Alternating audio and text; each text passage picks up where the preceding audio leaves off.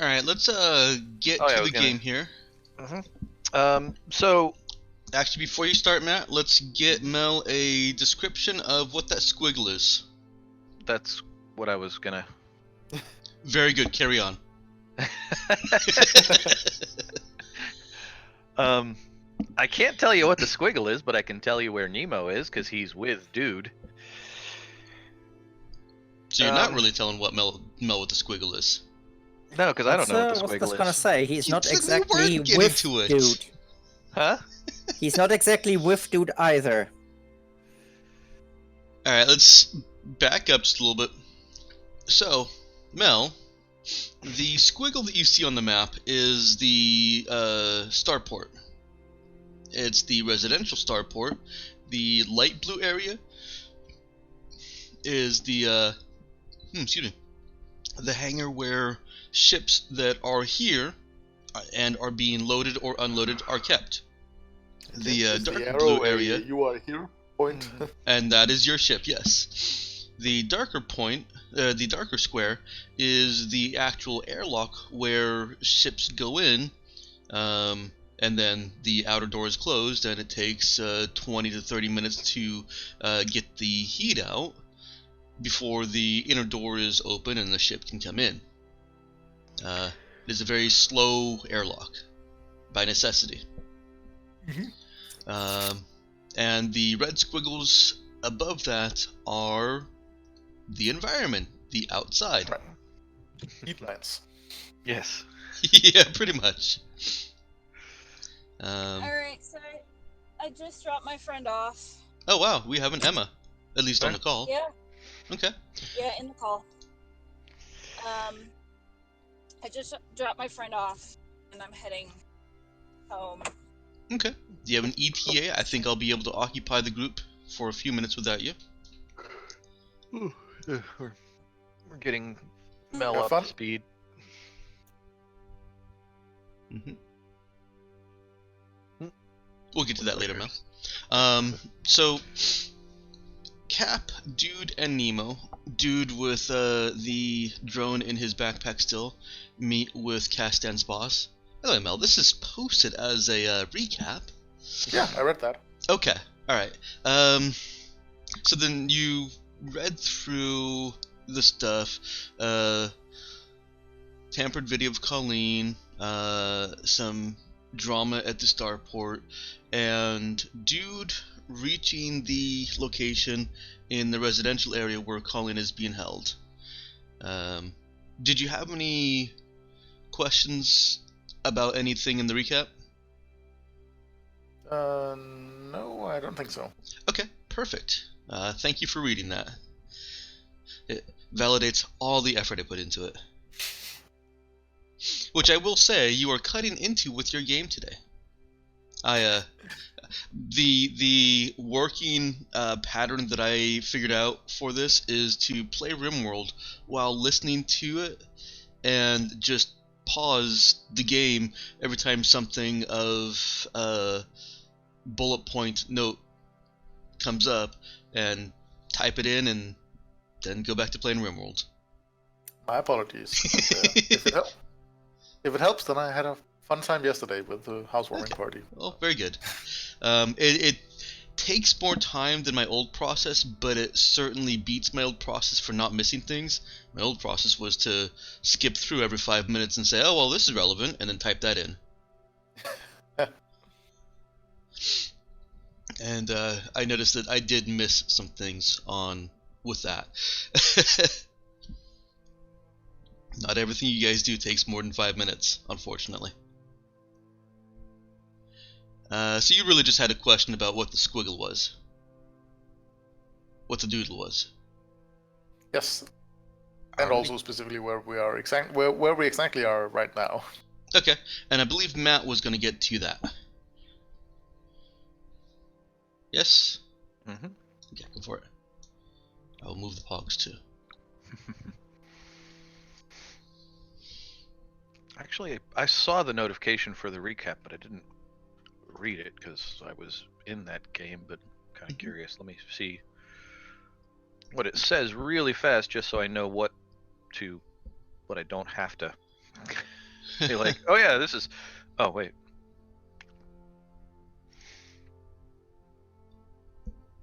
Yeah, But- I do have to reframe my frame. The Chrome update has left parts of Chrome exposed Yep. below my frame again. Because they made the top bar a couple of pixels wider to God damn it. encroach on your browser space like assholes.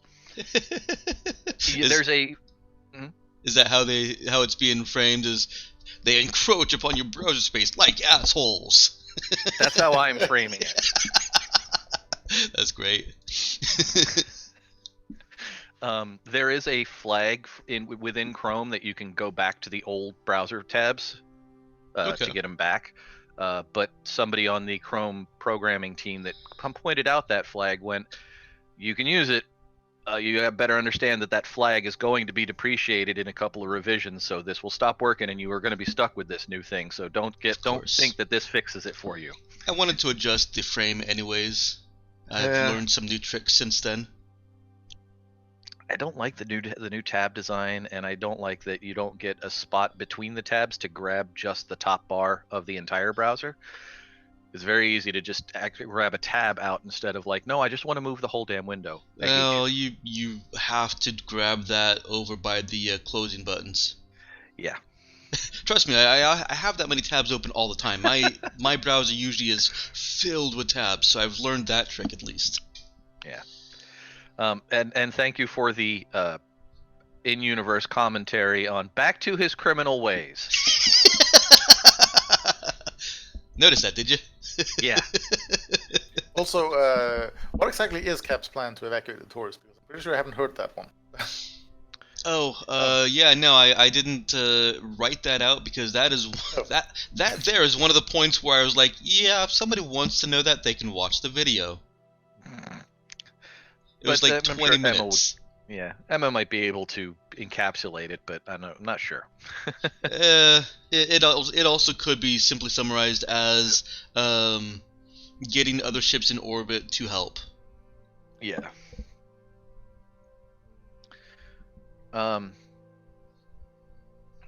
Yeah. Okay. So, Recons then lays his plan out to Nemo. Yeah. Sorry. So yeah, the plan. So, a dude has pulled Nemo along on his. We're going to go rescue Colleen. If Nemo has obviously been doing his I'm paying attention to the way people act stuff, he's noticed that dude has been very taciturn and not as happy-go-lucky as he normally seems, and has seemed very much more determined than you've seen him do really anything else as he's been doing this. We did get the Castan dude to call over to the main admin office, which is that collection of little org chart like buildings, the green ones on the main map. And that passed us through, so we didn't have to try and sneak through or anything like that. He just said, yeah, no, he's doing something, let him through. And even though he wasn't sure what the heck we were doing. So that was nice. But we did steal 2 cars? 2 cars. Yeah. Yes, you did. In order to make the trip in less than multiple hours walks. You stole through one these car tunnels. going from the starport to admin. Took a 40-minute jog from admin to the beginning of the residential area, and once you got past that blast door, you stole another car to go about through the residential area. Yeah. Getting into the residential area, we did unfortunately run into the... We know how to use the bypass the blast doors little route that Crazy Dude showed us. But Dude did not feel he had enough time and did not want to waste the time getting the doors between us and Colleen open and remaining functional. Either he couldn't or he didn't. So if whatever happens, there is going to be a nice little exit vent out of the residential area of whatever comes in, if anything it ever does, because he broke the doors getting in. So he made a route into the residential area. Then we stole a car. We found the building where Colleen obviously is. Used the drone for some quick through the walls recon. Saw that it is occupied by 3 people, 2 people and Colleen, single floor residence. And the plan that dude laid out was he doesn't have a gun. He's not hand-to-hand combat. We have the drone. The drone has a gun. Dude is going to try to pilot the drone and is asking Nemo if he will go in as the walk to the door, knock on it, get his way in. Dude is going to fly the drone in behind Nemo, and that will be our negotiating tactic for getting Colleen out, is don't move or the drone will shoot. Nemo grabs Colleen, gets her out of it. She's tied up or whatever. We get out and we get the fuck out of here. So unless Okay. Nemo has objections, that's what dude wants to do. Sounds like a perfectly serviceable plan. Well, all right. And drone, if provided that dude is actually capable of piloting the drone, of course. We figured this out, didn't we? That No, he you asked, and I said I think it's this. It basically takes no skill to pilot the drone. Shooting, different matter. Yeah, shooting is program skill, right? Actually, no. It is. It can be, but it's Okay. basically. Let me bring up the section, but it doesn't have to be program. It's just when Colleen uses program, it makes it deadly. It's definitely int, and for shooting, oops, kitty. Sorry. Was super villaining it, and the cat got up from my arm. Oh, yeah, here you go, Matt. This is helpful to you. Pilot or program? Let's see. Let's see. I got a -1, and I've got a -1. So, alternate plan, couldn't dude just remove the gun from the drone and hold and use the gun himself? I don't know. Is it a removable thing, or is it just a part of the drone? You would have to fix it. It is a part of the drone.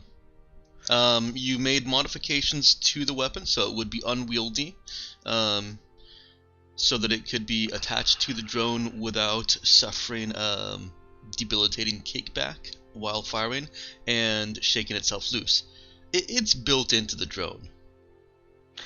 There's no reason that you can't remove it, but like I said, you have made modifications to the weapon itself so that it fits properly on the drone.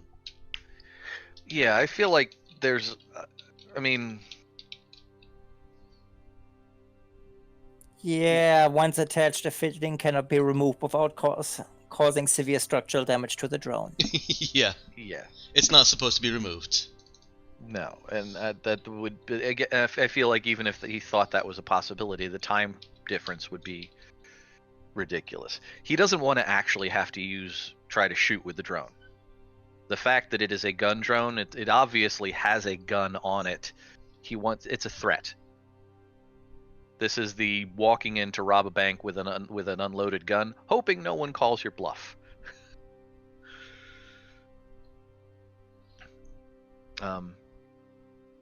So yeah, he just wants to fly it in and use it as a threat. Nemo is the physical threat if it comes to it. You hear that, Nemo? You're a threat.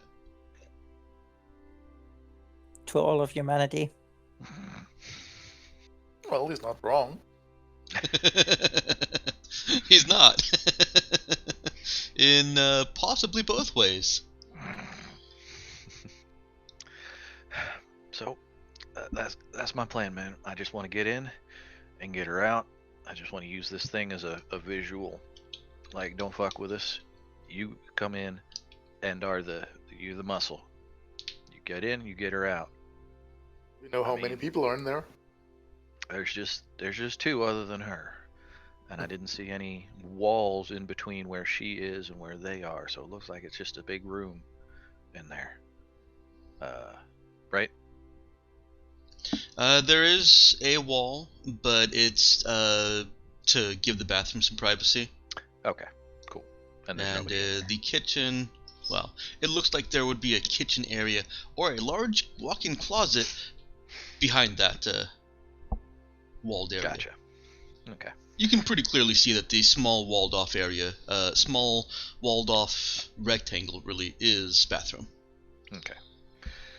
So, yeah, if you can get in, you should be able to see her right away. Now, I'm not averse to talking our way out of this if you think you can, but considering the fact that they were trying to do whatever they were going to do to kill a bunch of people, because I can't imagine they thought this was going to go off without a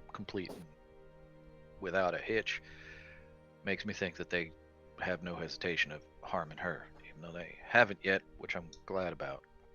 But I don't think these are the people we want to talk to. I think we just want to get her out. If they want to talk after that, great. But I want our people safe. I'll try to avoid inflicting any crippling malfunctions on them. I appreciate that. If they hurt her, I'm fine with that.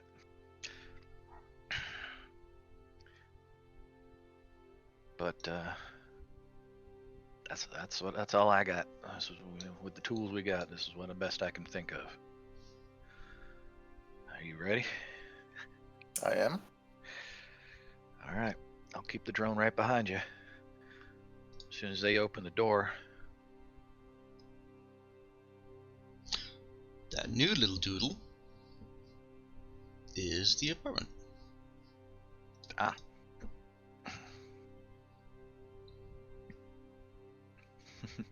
I didn't have that section on my screen. Yeah, I had to move it for everyone else too. Oh, I'm there. Yeah, it is. It is down there. Right. We'll walk up to the door. There is a drone hovering right behind you.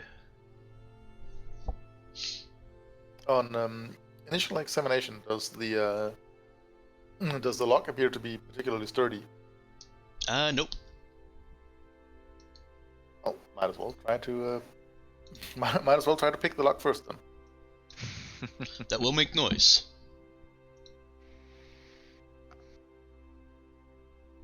Is the X mark a person? That is a Colleen person. Ah. The room is not very well scaled. I feel that should be green. It's purple for Raza. Team Raza is purple. Mm-hmm. But otherwise, you're right, it would be green. You're welcome to circle it with green if you want.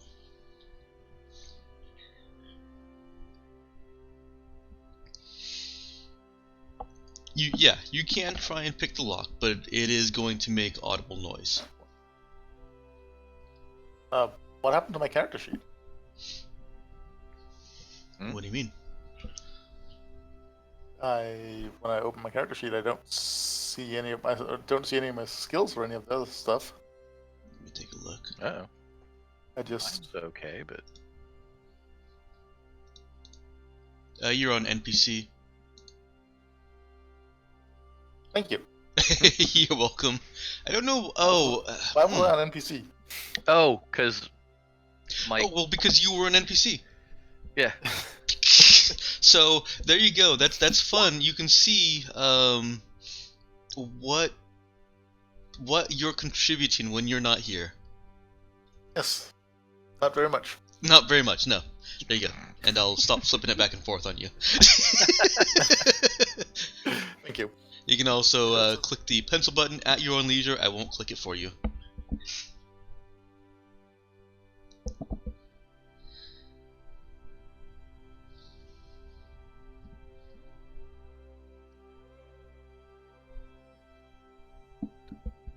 So, could I make a stealth roll to do it silently?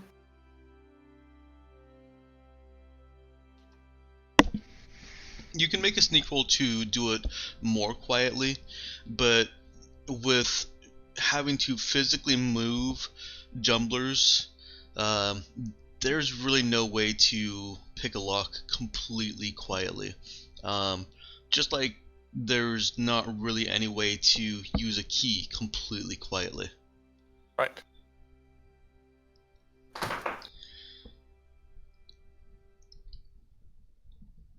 But I'll certainly allow you to try, yes.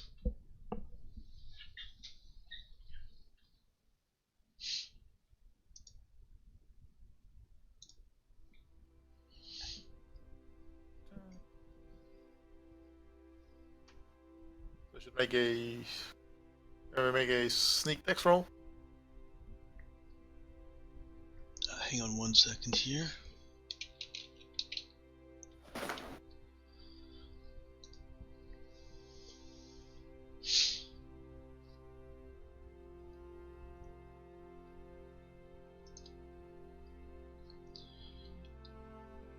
Can't remember if I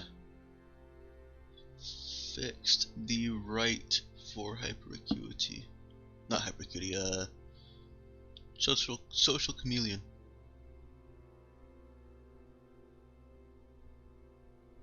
No, I didn't. Not in the PDF, at least.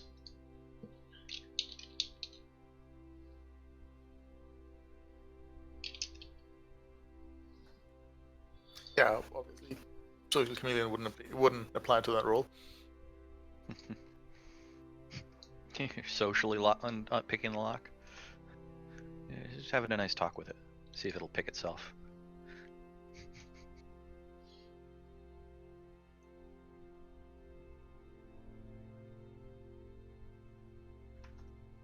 Right, I did.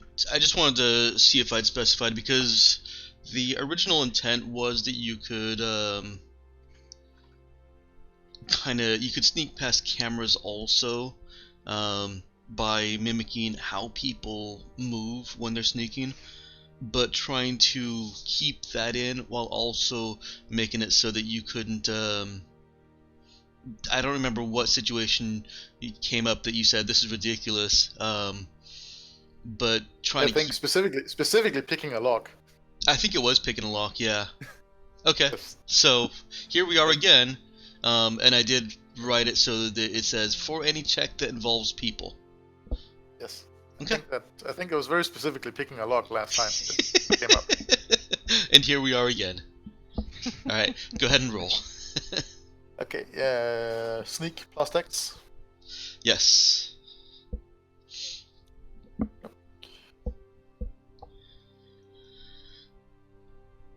And it wasn't that you were trying to be sneaky and quiet with it last time. It's just that sneak is the skill you use for larceny. Yes. Yes. That's right, I remember now.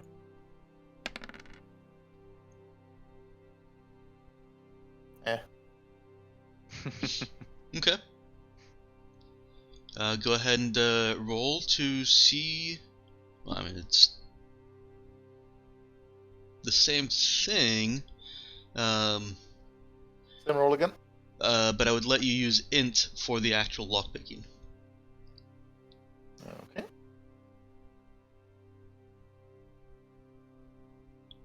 For you may as well just leave some of those skills on on Ask Always.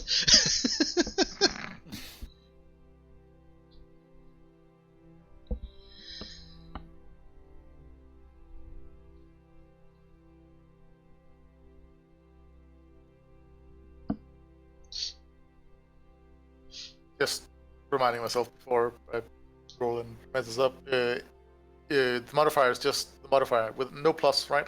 Correct. The only time you put a modifier, the only time you put anything other than a number is if it's a negative modifier. Right. Think of it as in the same way as we count. We don't count +1, +2, +3, but you do go -1, -2. What, you don't? Oh, no, not the great US. Oh dear. Oh. Ooh. Well, that's not getting anywhere. Nope, probably not. Right, at that Master point, Nemo's just gonna abandon that attempt and just knock on the door instead. Master Thief Nemo is not. Alright. Seeing that he's getting nowhere, he'll just jiggle the handle a bit and then knock on the door. Colleen does notice her standing guard. Colleen notices her standing guard notice something or direct her attention midway between Colleen and the door. Well, the question is, does Colleen notice that something is going on at the door? That would be a notice check to see if Colleen notices something going on at the door. Int notice? Nope. For you, it's wisdom notice. Okay.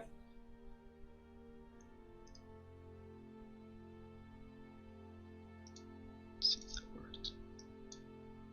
Nope. It did not work. I can't group these. Oh, okay. I just can't suddenly click and drag. I have to click on them to select them and then drag.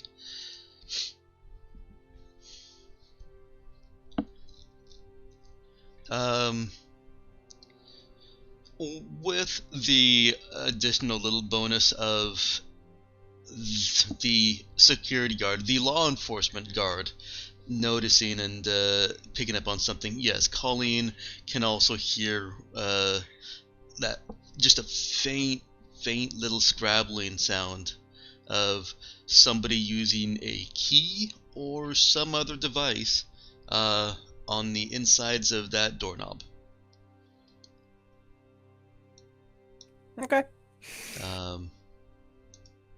Eileen looks over at Colleen, raises a finger to her lips in the universal "keep the fuck silent" motion, and shifts herself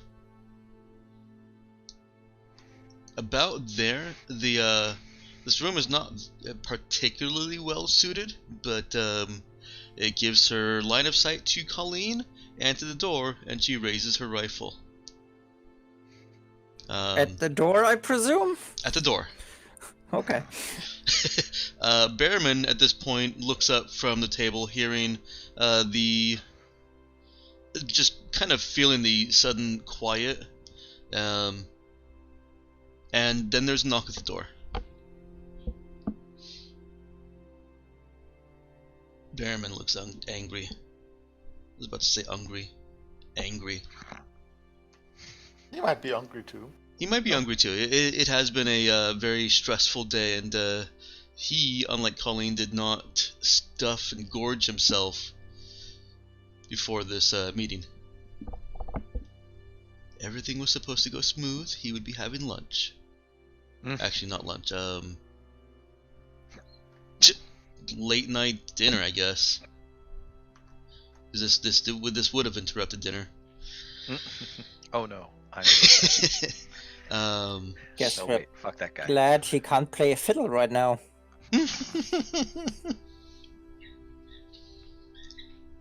Nemo and Dude hear from the inside a voice call out.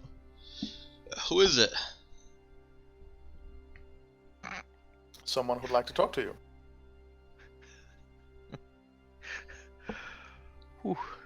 Yeah, well, I don't want to talk. Move on. You should. It's in your best interest. I said move on. I'm just here to pick up my friend, then I'll leave. Then I'll leave, and no one has to get hurt. No idea what you're talking about. You got the wrong room. No, I don't.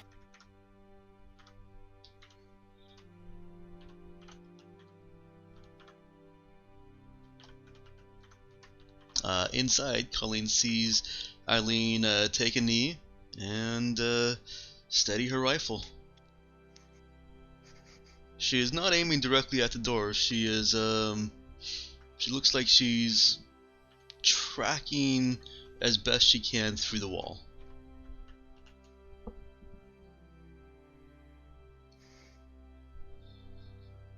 Behrman gets up and walks to the door.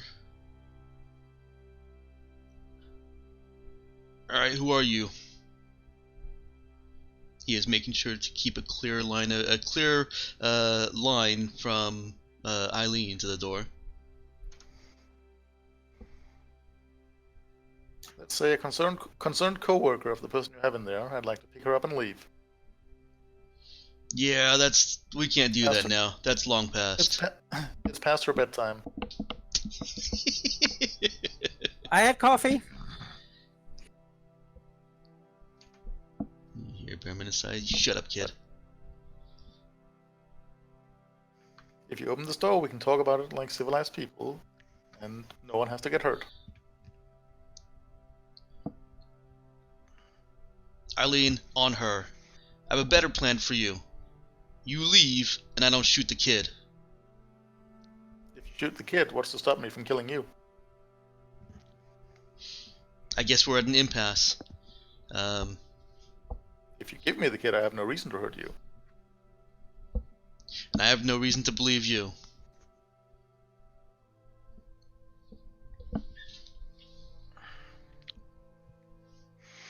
I suppose that is a good point.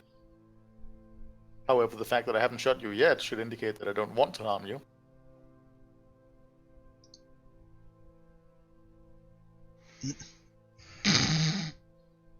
She did knock politely.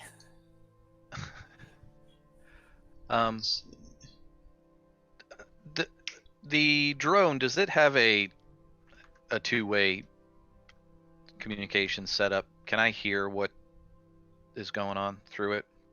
Yup. Well, yeah, I I don't believe- know if that's two-way, but the observation suite at least has full audio sensors, so you could at least Okay. hear everything. And That's all I technically, really- Yeah. Yeah, it's actually, I don't know if drones have microphones in them.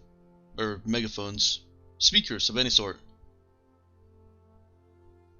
And since you haven't started shooting at me yet either, I assume that you're not that intent on escalating the situation.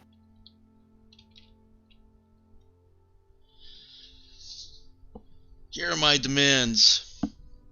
I'm listening. I want a ship in orbit and a shuttle to the ship. I'm leaving. And then you can have your stupid kid. We have a shuttle and a ship and a ship. We could take you to orbit. I'm not getting on your ship. Well, then where do you assume that I would get a ship from?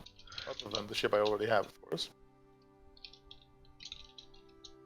Hang on real quick.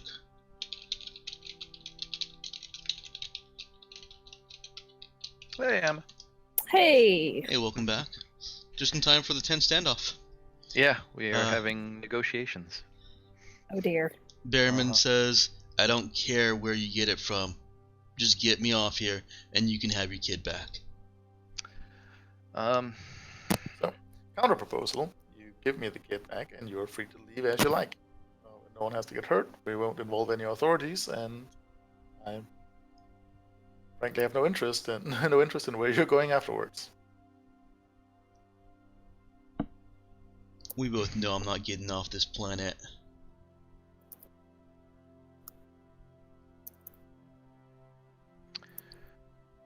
Quick out of character, when I did the recon of there's only like one basic window facing in and it's barred up, right? Mm-hmm. Does it at least have a decent look out? Like where on the building is it? It doesn't really have a decent lookout. It's over by the door.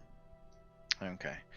I'm just thinking if I flew the drone right up to it, would they even see the drone and that it's armed, or just sort of be a shape out a barred window? Depends on how many lights you guys put on that drone. It is dark outside, with the exception of a few city lights here and there. Well, is this the Void Hawk or is this the other drone? It's the other the drone. sleeper. They're not really Okay. supposed to be that visible.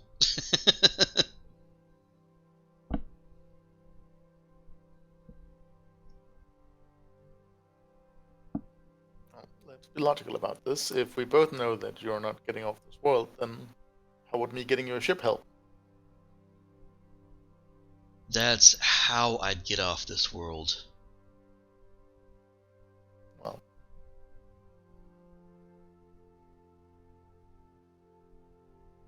And when would you be returning the kid to our custody then?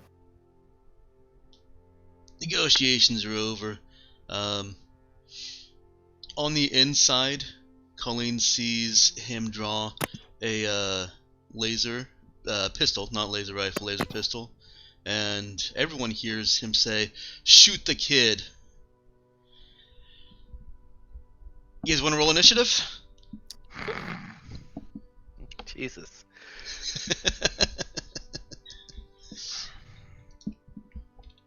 People just can't be reasoned with.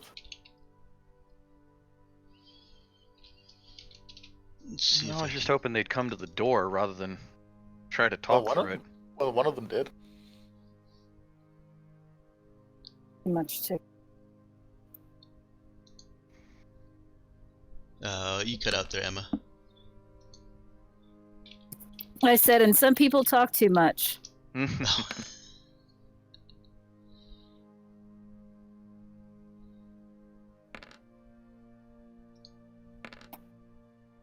Ooh, Jesus. Oh, jeez, I need to get the game open. That will help.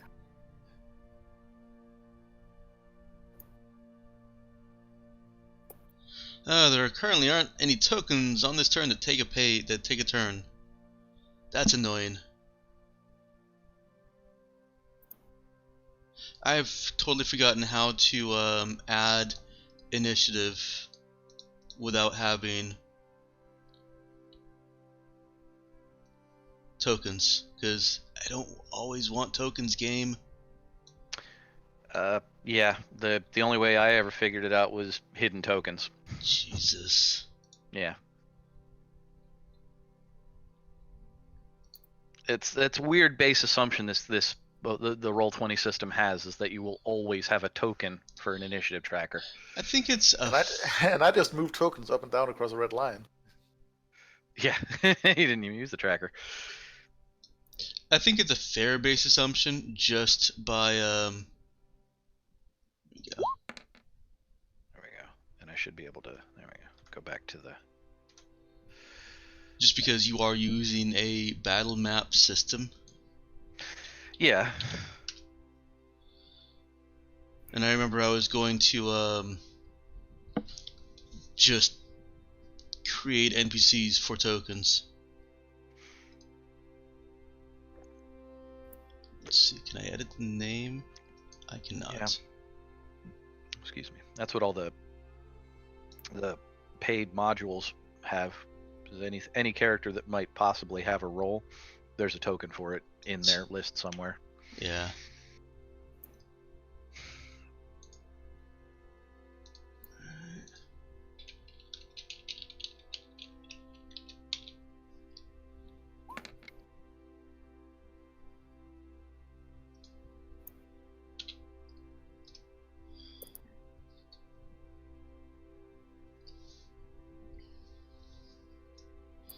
And you guys actually should have tokens that you can roll. Yeah, they didn't click on them before they rolled initiative. Those are me. No, I The- mean that's why they didn't show up. Yeah. And Do the, you want me to roll again? Yeah, and then just edit it with your correct initiative with the first roll. Okay. because you can just punch the All number right. in. Yeah. Yes, that works.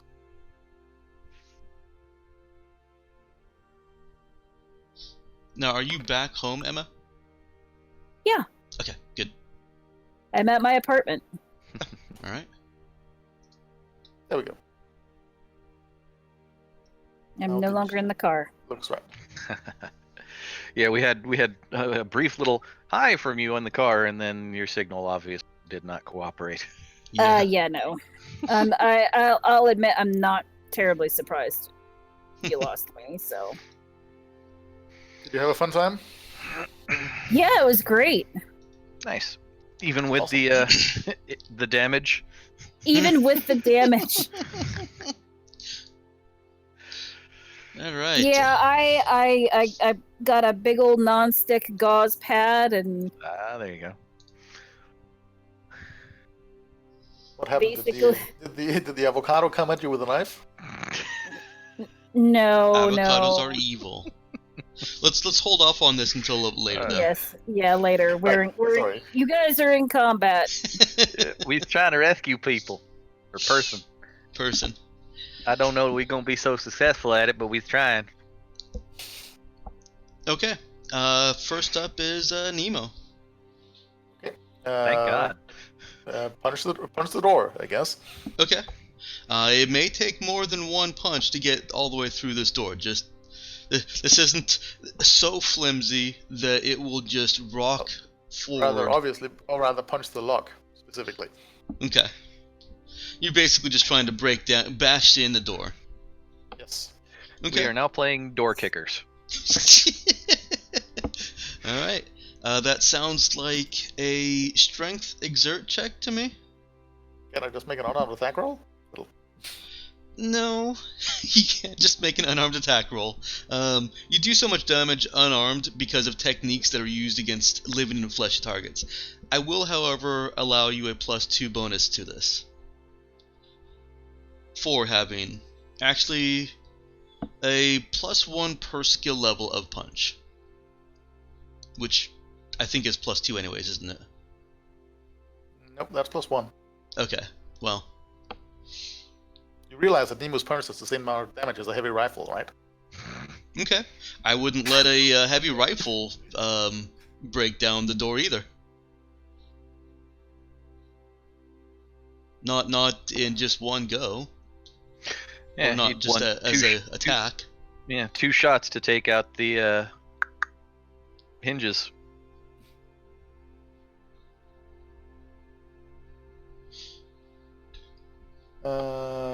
So strength I exert. think Mythbusters actually did an episode on kicking down a door.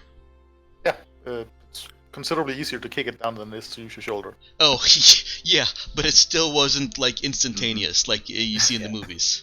Well, that's why there's a reason the police have that giant battering ram of a thing. And Yeah. even that doesn't always just knock a door down in one shot. It's, Right. Yeah, no, this is going to be a multi-round thing, and don't worry, I'm not. So exert strength Yeah. plus punch skill. Plus punch skill, yes. Okay. I suppose I could just make it a strength/punch skill check.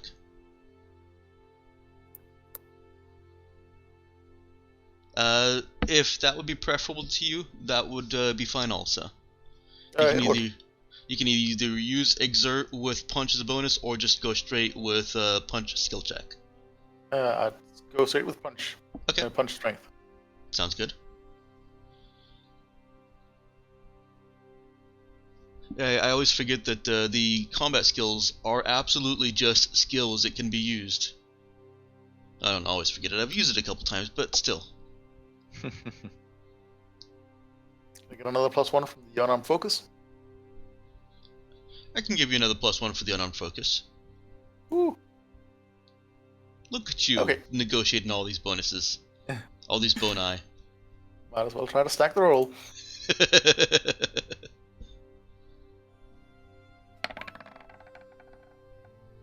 Oof. Okay. That does a significant job of breaking the door, bowing it. It is only going to take... Colleen could probably finish this off at this point. Anyone else could just barge through it with their shoulder. There is also enough general destruction on the door that the drone could get a very narrow shot through. Let me move people around again. I forgot to move. No, I don't want the whole thing.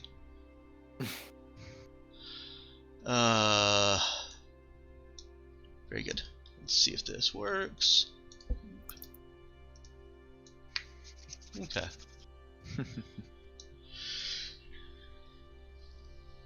You hear Karis curse, and his you hear the discharge of a laser, but it burns harmlessly into the door. It wouldn't have hit anybody anyways.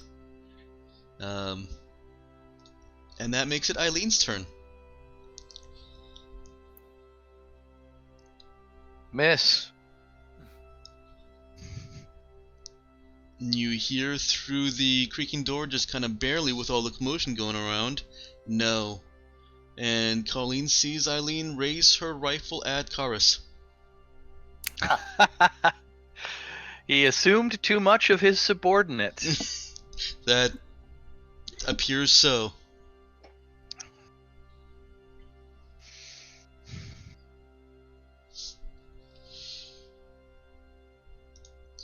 Karis goes. He curses vilely and begins raising his pistol towards Eileen. Sees her hunker, or basically shift her stance, ready to fire, and he drops his weapon.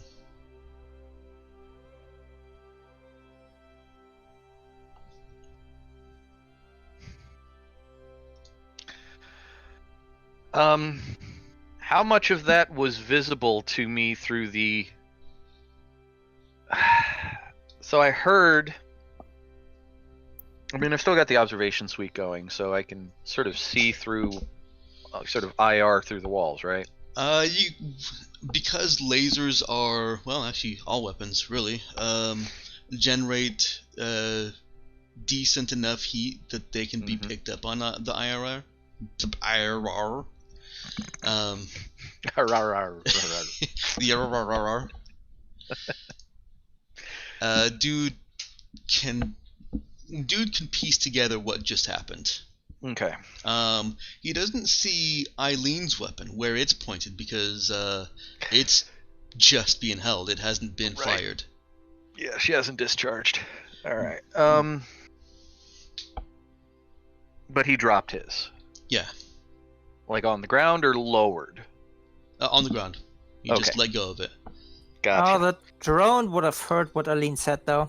Yeah, no, that's I figured I heard. It's just getting what the visuals might have matched up with. Yeah, no, all of you could hear it. It's just you're hearing it as doors being kicked in because it's not just a one kick and done. Right. And there's general commotion. Obviously, if the door isn't fully kicked in, not enough space for the drone to get in. No. Is the drawer kicked in enough for there to be an angle on any part of his body?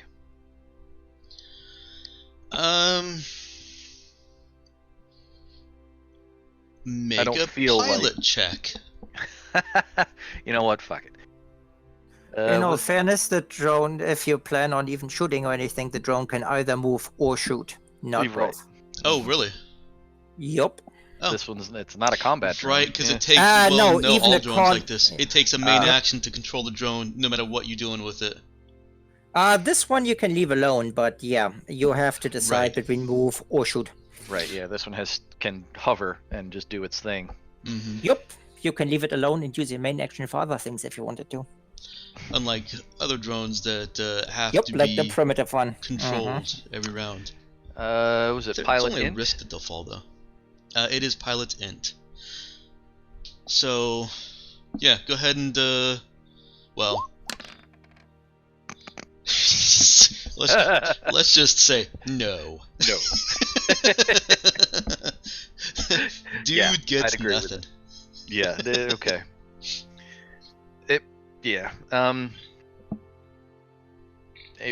I was kind of hoping he could like shoot the dude in the leg because he's still really pissed off. Actually, if he plans on actually shooting, that's an actual attack roll. So that's a d20 plus your... No, I was making him roll the skill check to even get any Oh, sight on it. okay. Yeah, to see if there's an angle or anything. So no, he's. I mean, he's just gonna. The thing's hovering. It's waiting for its moment, and he's waiting. He's anxiously trying to figure out what the heck is going on, and hoping that things are turning out okay. And that's his turn. He's not gonna do anything else. Is Colleen doing anything? Yeah, she's gonna turn to Eileen. Want to ride off this planet?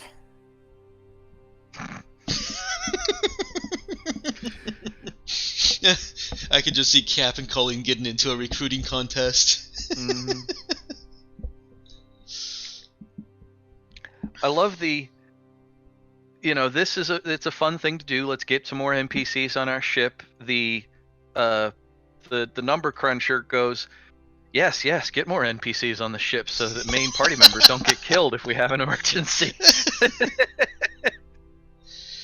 Well, Cannon it was less recruiting and more like she needs a ride. Yeah. Woman has family.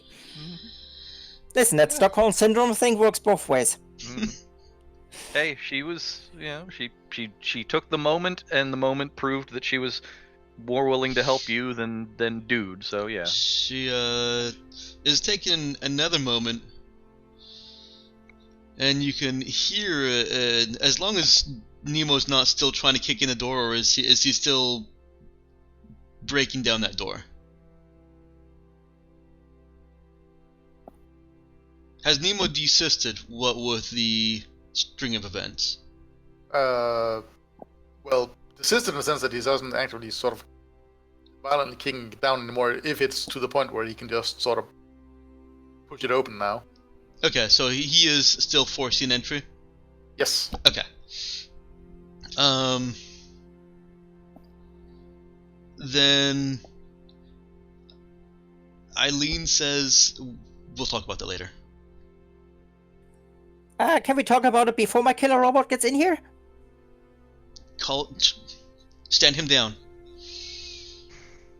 She still has her rifle focused on Behrman. Guys, it's fine. Can sort this out, we can talk. Have coffee. It's okay. Coffee. Coffee. We're out of initiative order. We're out of initiative. Sorry, you're single combat in like 10 sessions. It would be helpful if someone opened the door then. And all that happened was an innocent door got mangled. It got mangled pretty good though. It With has one never done hit. it. Yeah, it never did anything to anyone. It was just there. It was also shot with a laser pistol. It was also shot with a laser pistol.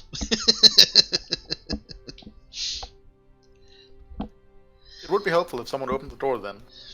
As I said before, this unpleasantness not that I had no interest in harming anyone. I just need to pick up the child and leave.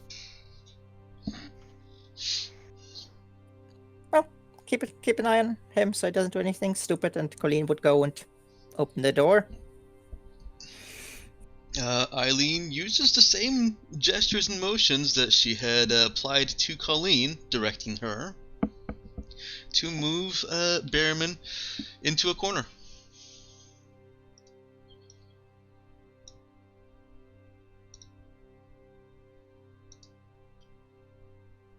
The door is no longer an obstacle. Does Colleen appear to be unharmed? Well, she apparently needs more coffee, but other than that, she seems fine.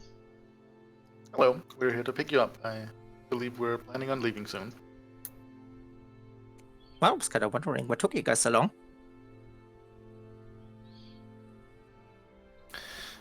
We had to procure a few cars on the way. Well, I meant before it got to the stage. But it's fine. We just got... Step aside so Friend, she can leave. Come on, Eileen. You've been waiting to do that, haven't Oh. you? Yes. Of course I have. Baramy needs to come with us and pay for his crimes. Cap's not there. Yep. I know. I know. That Sorry. was absolutely that not was dude's Adam's priority. character. And Cap is also quite busy. She can, of course, be Yep. brought in to the conversation if anybody reaches out to her. Which I doubt anybody is at this point. I Well, lean. Actually, unsecured Nemo com will. channel. I was Okay. gonna say, Okay, Nemo got there. yeah. Captain, I've secured Colleen, and I'm prepared to bring her back now. He'll sub-vocalize that. Is Nemo using an open comm or is he sub-vocal? Nope, he's sub-vocalizing that. Okay. So then Cap does not hear Eileen ask in response to the kid. What about him? Nemo and Dude, however, do. And Colleen, of course. Well, I recorded his every bit of conversation, so he's kind of screwed.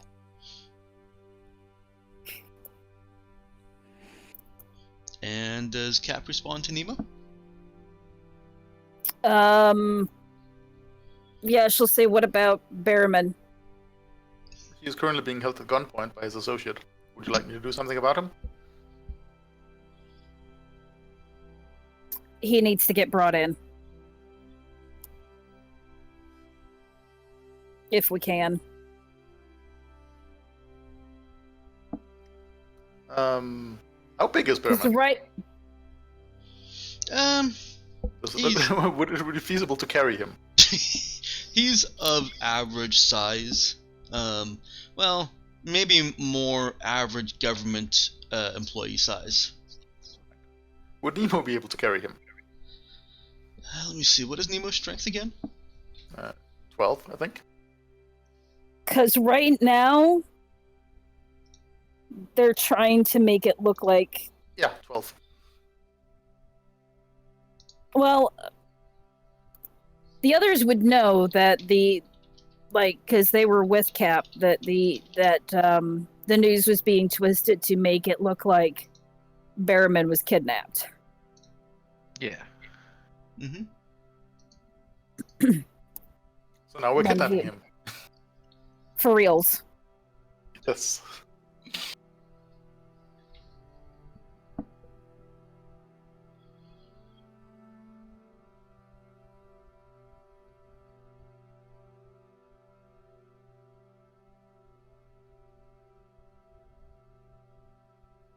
Well, unfortunately, the book does not give me a list of encumbrance values for human-sized people.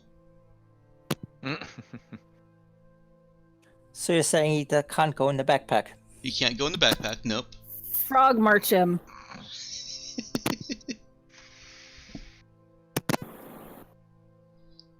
Oh, but many computer RPGs has taught me that a human body only takes up one space in my backpack.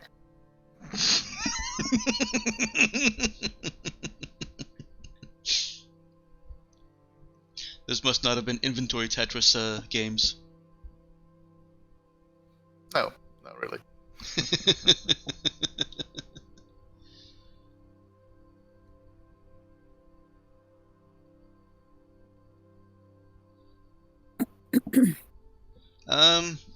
Well, I guess if I need to come up with a number on the fly, I'll say that he is 12 encumbrance.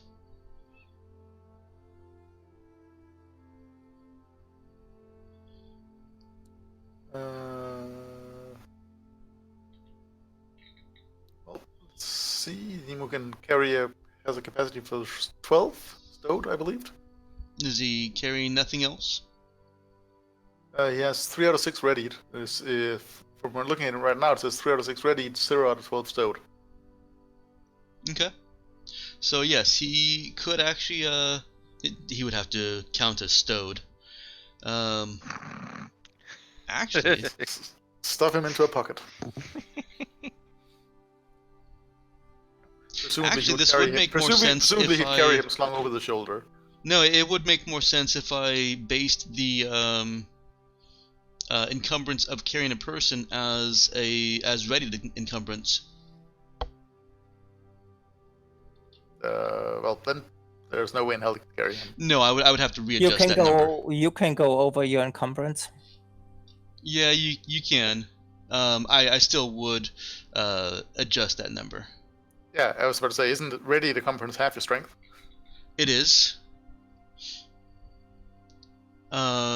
which kind of puts me back on my original number. I was thinking, okay, so a person can be carried with 10 encumbrance in readied. As Nick was pointing out, up to 2 additional items can be carried readied at the cost of becoming lightly encumbered. Further 2 items readied at the cost of becoming heavily encumbered, Okay, which so reduces heavily, base so that would movement be, speed to 5 meters per round, so half speed. right. So heavily encumbered. That makes sense, really. Yeah, that actually works out fairly well, I think. Yeah, I agree. Nemo continue sub-vocalizing to Cap. Would you prefer him alive and relatively undamaged? Yes.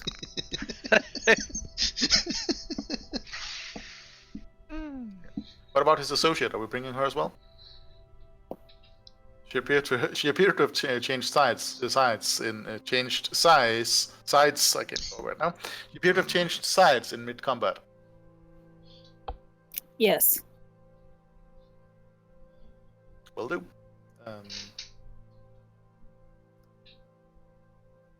Nemo will. If she's willing to help. Nemo will walk over to Bearman. Looks like you're getting a ride with us after all. As Nemo approaches Bearman, Eileen lowers her rifle, powers it down, and slings it to her shoulder.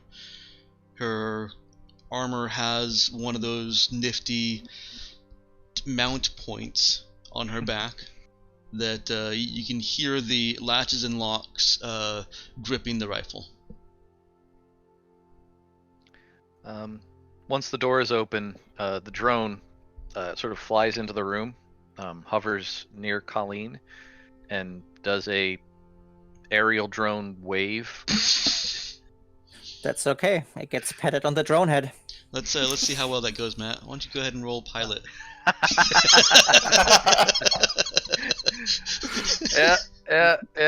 Oh yeah, let's do this. He flies the drone into a wall repeatedly.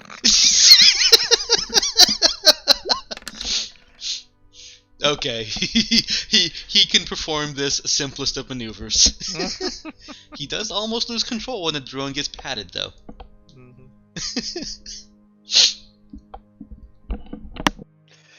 Yeah, I didn't see anything in there that indicates that it would have a speaker unless we retrofitted it one. So it can listen, it can't talk.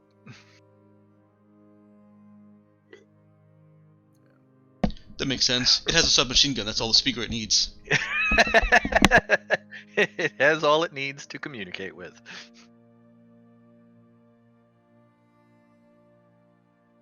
But Nemo will walk up to Bearman and lightly inform him. Your presence is requested. Would you prefer to walk yourself, or do I have to carry you?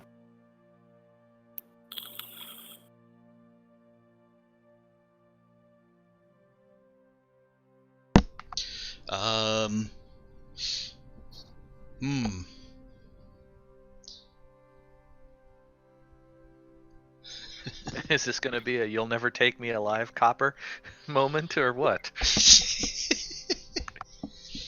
Nah, he seems pretty resigned to his fate.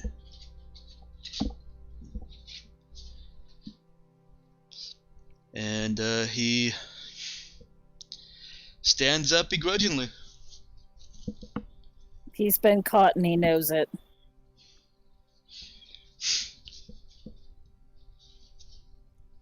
Come along peacefully and you won't be harmed. Try to run and I will break your legs. Yeah.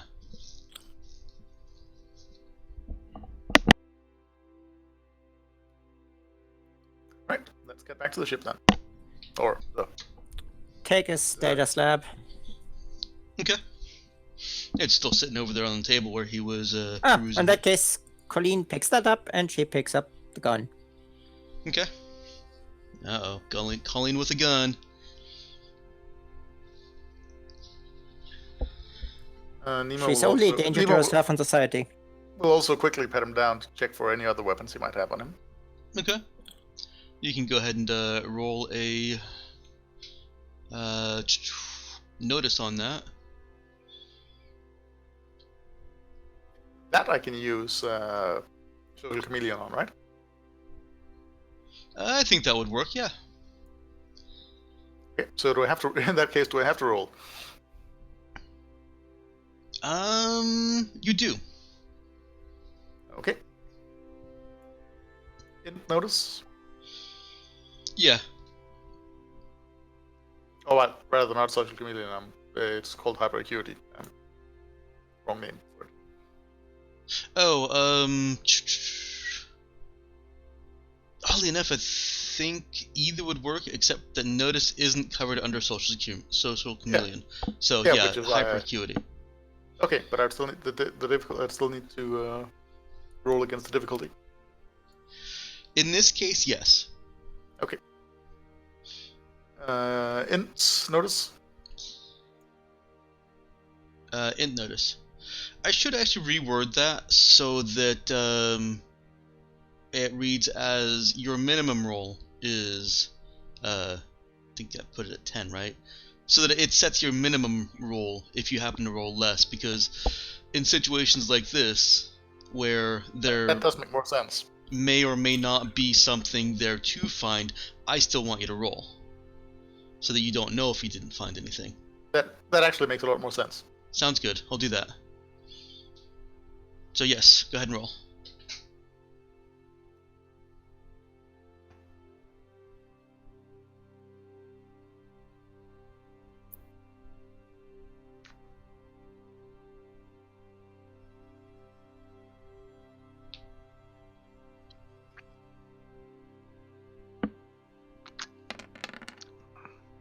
Well, so your minimum roll is 10.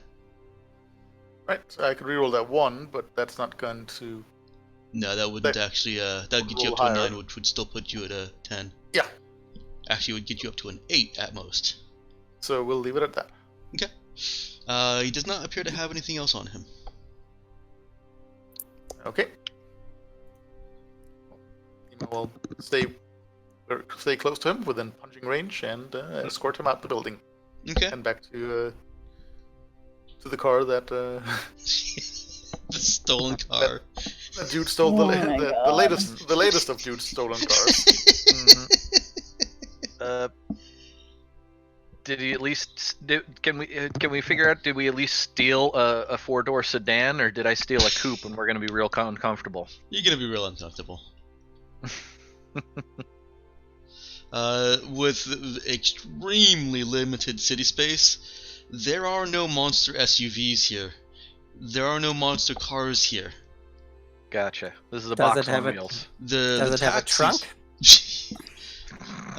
It does have a trunk. The taxis are among the most comfortable cars in the tourist area.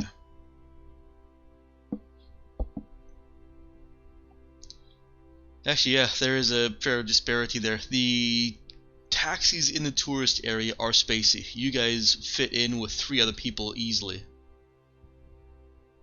Well, you had 4 people in one vehicle easily. So, is the vehicle that we've got even capable of taking all of the people that we're now trying to stuff into it? Oh, it's capable, sure. My Mustang was capable of taking 4 people. Technically, yes. Hey, 4 people in the seats. 1 goes in the trunk. Do you want to try and stuff him in the trunk? Oh God. The last thing we want is something picking him up in the passenger seat. Well, we don't know if they're even on the lookout for him. He thinks he's being arrested. We knew that they didn't give a shit about him.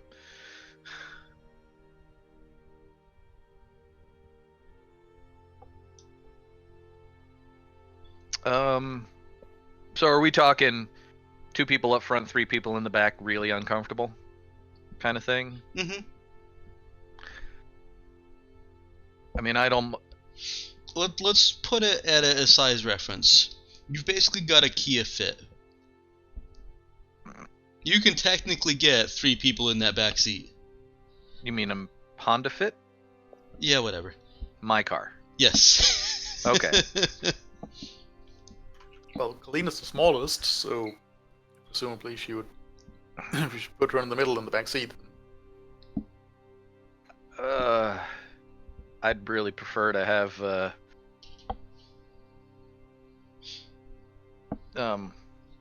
what's his face in the middle back seat, True. just so that he's can't make a break for it or some shit.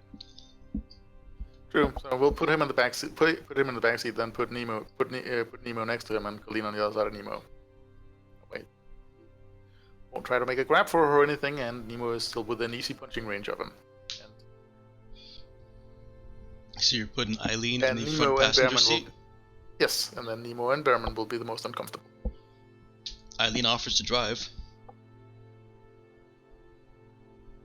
She is security. Yeah, she's actually the joint SOS culture, Union security. So she's technically the equivalent of the actual police force, Mm-hmm. just with And she a knows the ropes better. strange dynamic. She's also carrying a large rifle, just to make fitting into the car even more complicated.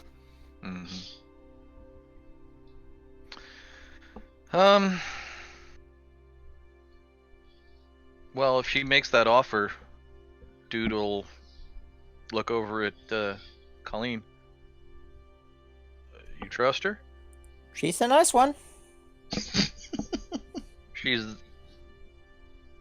She knows Eddie. Yeah, she's still the nice kidnapper. There's a context there. She's also the nice person that didn't shoot me. That's true. And he looks at Eileen. She's I she's appreciate fine. that, by the way.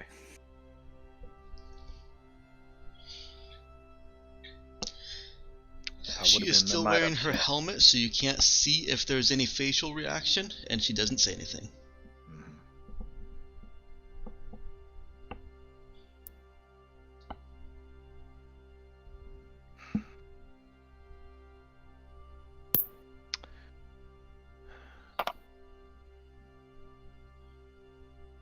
All right. Dude points her at the driver's seat. Alright. She gets in and looks for a key. Sees that there's no key area. And takes a few moments to do the same thing Dude did. While you guys are figuring out how to pile into the back and arranging yourselves.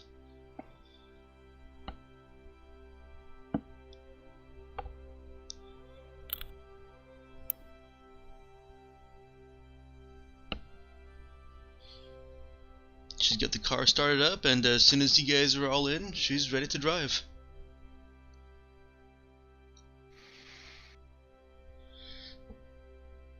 She looks over at whoever is in the passenger seat. Who is in the passenger seat? That would be Dude. Okay. Yeah, he's he stowed the drone. Okay. Can't really. It seems silly to hold the drone in his lap with the gun pointed at her and the remote in his hands. I'm not sure how that would really work out. So he considered it momentarily as a possible threat vector and went, yeah, it's just gonna look retarded and probably wouldn't work anyway. Even easier. Colleen stole her drone. Oh yeah, no, he would have handed that back to Colleen. Here's your shit, kid. It came in handy. How big is the drone? Not that big. Backpack It's a sized. Yeah, Basically. it could fit on her part lap. of a Yeah. part of a backpack.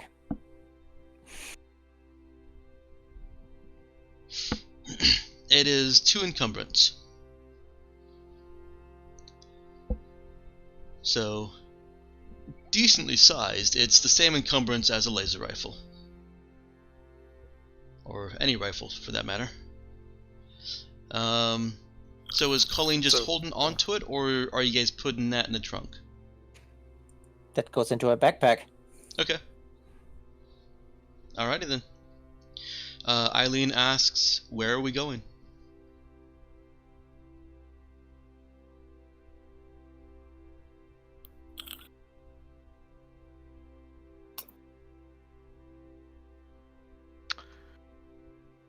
Well,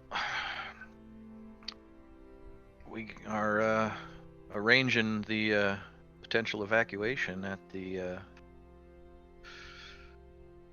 spaceport. That's where we came from. That's where Cap is.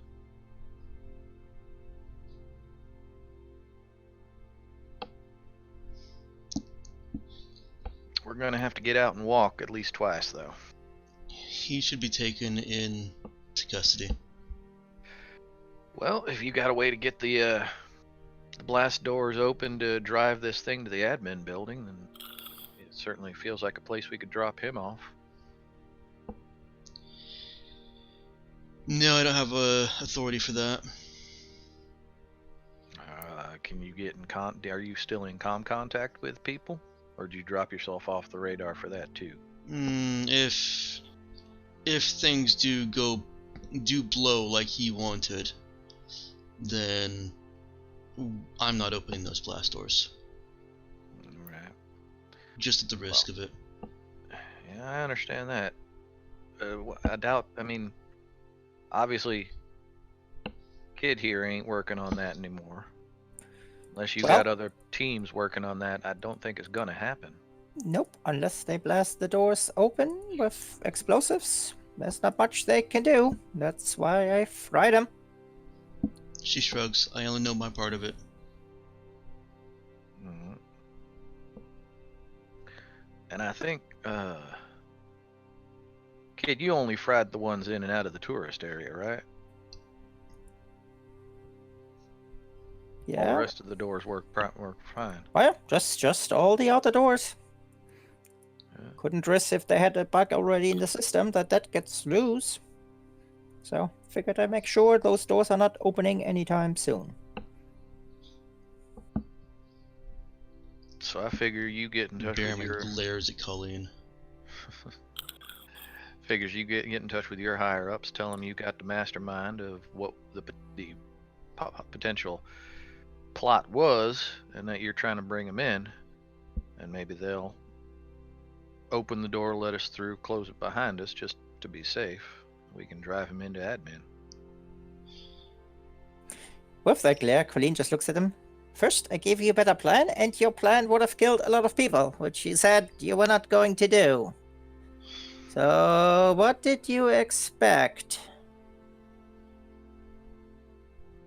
He remains silent. And Eileen drives. Oh yeah, Colleen also stops the recording on her data slab and erases the last 15 minutes.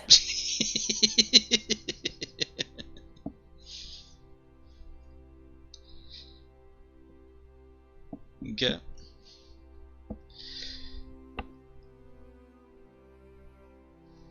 I'm curious, why did she erase the last 15 minutes?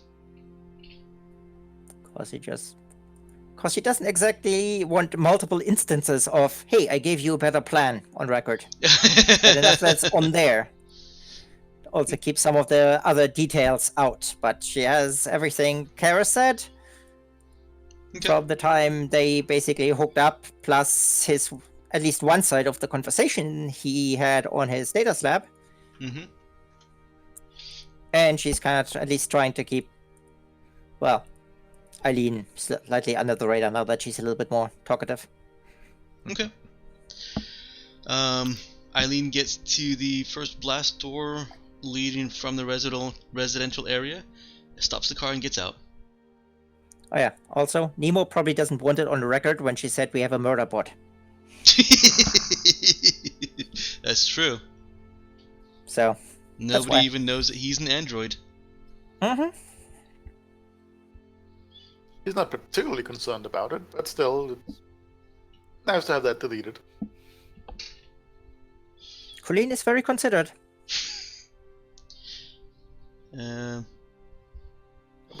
Nobody really likes to be thought about as a murder bot.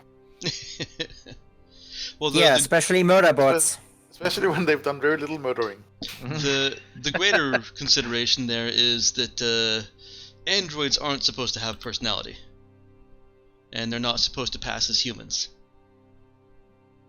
The laws change or differ on that from planet to planet, of course.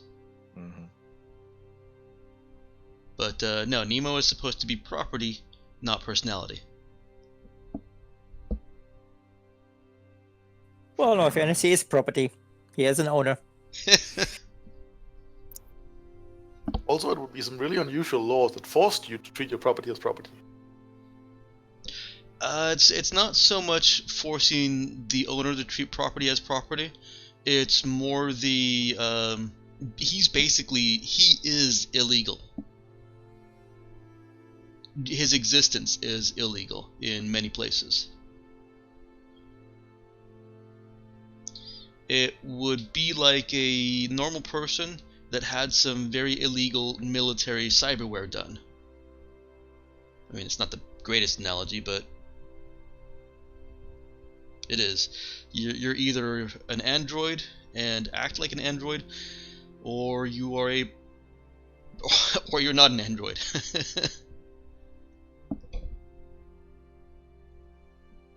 I'm not sure if that makes any more sense.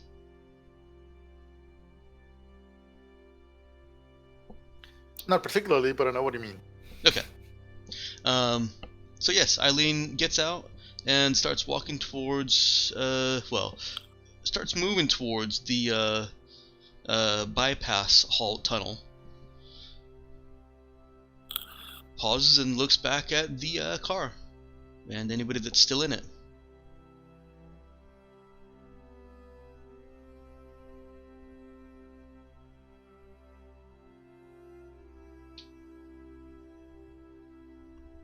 Do y'all just sit in the car?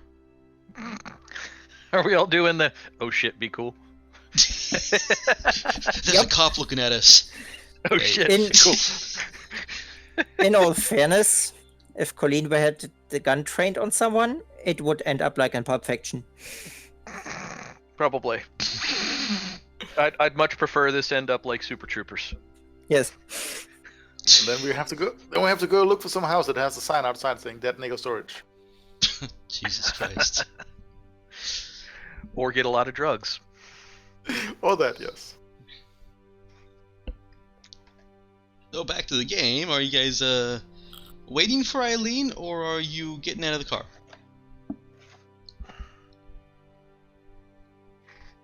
She is not going towards the blast door panel.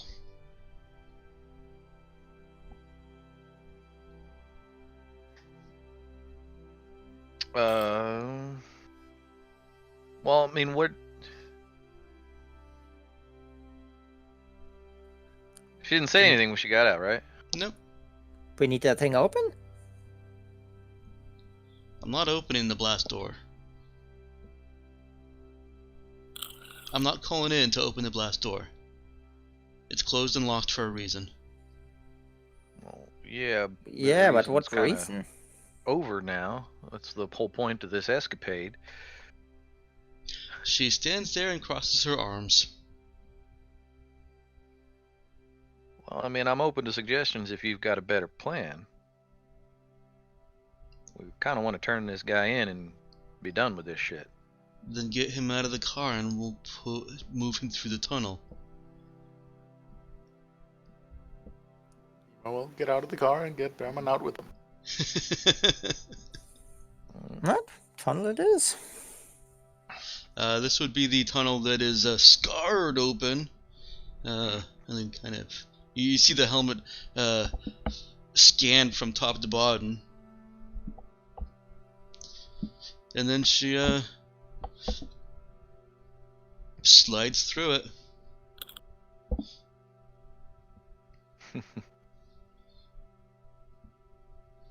Alright, she makes her way to the other side of the blast door. And kind of ends up with the same situation that Dude had, where there really aren't too many cars in this little section. Yeah, and and Dude didn't steal a car to get to this section. He Nope. just to it from the admin building. Mm-hmm. Yep. Hey, can I pick a car this time? When I say there aren't too many cars here, what I really mean is there are no cars here. Yeah. Oh. Yeah. You see a couple all the way down at the end of that, 40-ish minute walk. Mm-hmm. Quick walk. Yeah, dude kind of looks at Colleen. So this is the part where I got my exercise. And just he starts walking. He knows where to go. Okay. Well, it's a pretty straight shot. She does get on her radio and calls for a pickup. Meanwhile, she is walking towards the admin building. About 5, almost 10 minutes later, there is a car coming towards you. Looks like it was just one of the cars that was in the tunnel.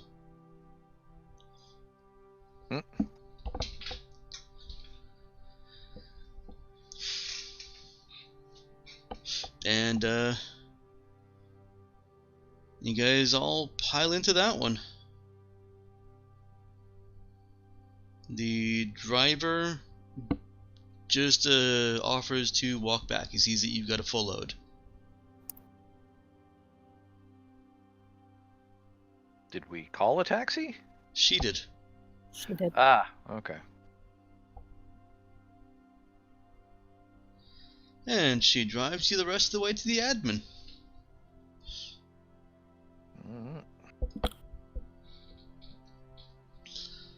You've got your crew almost back together.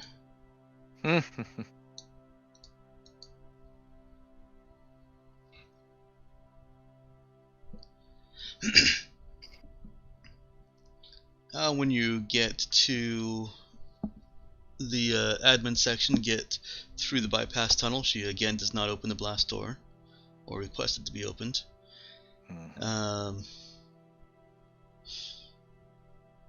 She is walking towards what looks like basically law enforcement help desk. And is motioning for you guys to follow.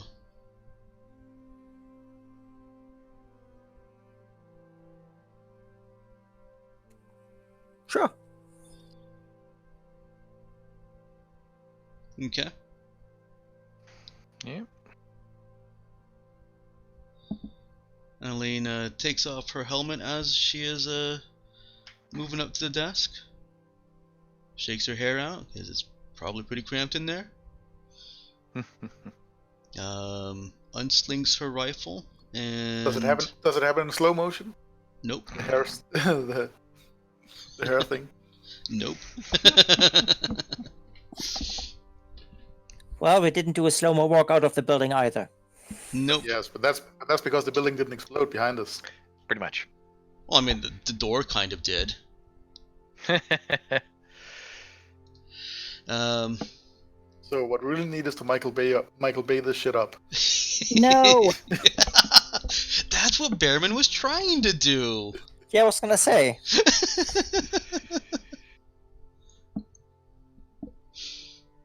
He was just trying to improve our action lives. Everyone except for Nemo can go ahead and give me a wisdom notice check. I think except for Nemo. Let me double check here.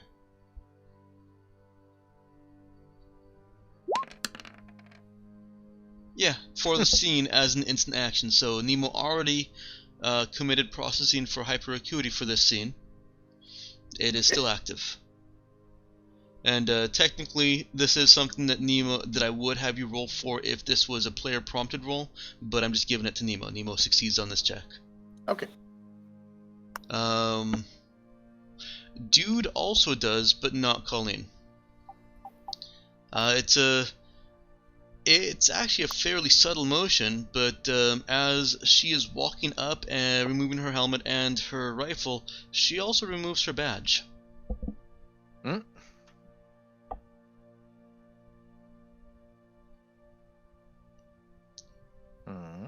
She reaches the counter, I am leaving pauses for anyone to interject or jump in if needed. She reaches the counter and says, bringing in Karis Behrman.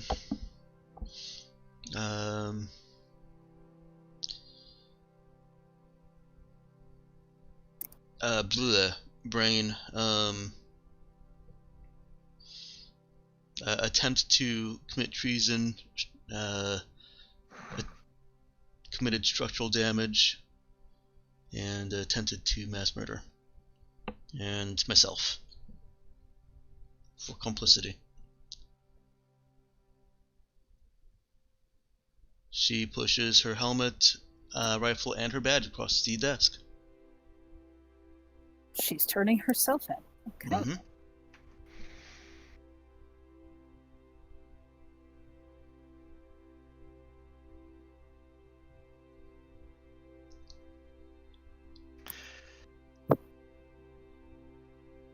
She looks back at Nemo, Dude, and Behrman and Colleen. Well, mostly Nemo, Dude, and Colleen.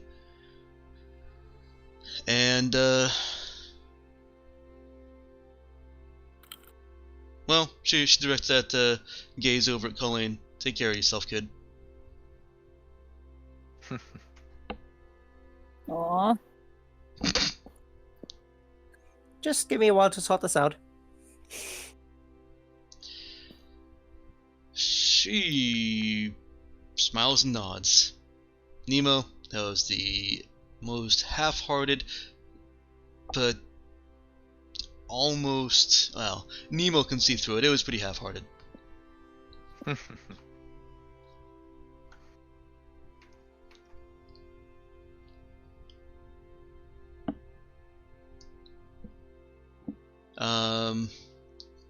She is cuffed and escorted gingerly back. Nobody's being abrasive or rough with her. And 2 officers are coming for Behrman.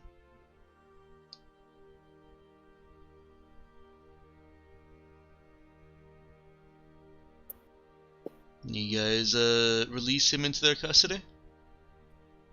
Absolutely. Okay. That was the hope.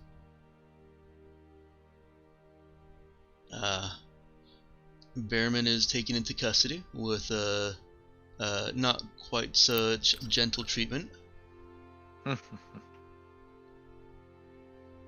Nemo will sub-vocalize to Cap. The package has been delivered to local law enforcement. Where do you want us now? Come back to the ship. Oh, there's an We'll be on our officer way. approaching you guys too. It says, "Would you come with me for questioning?" Sure, take me to your leader.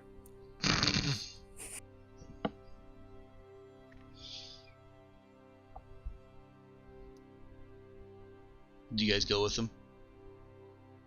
They got guns. Is that strictly necessary, officer? I fully believe it is. Yeah. Nemo will switch back to sub-vocalizing. Captain, the local constabulary wants to interrogate us for questioning.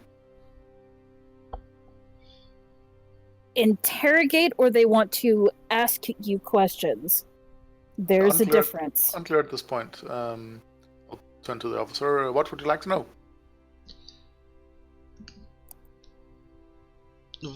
Let's not talk out here. He motions you into the station.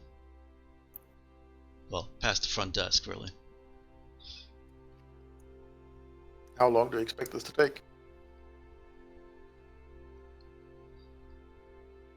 I don't know. It'll take longer the longer it takes you to start. Alright, well, Nemo will follow along then. Dude.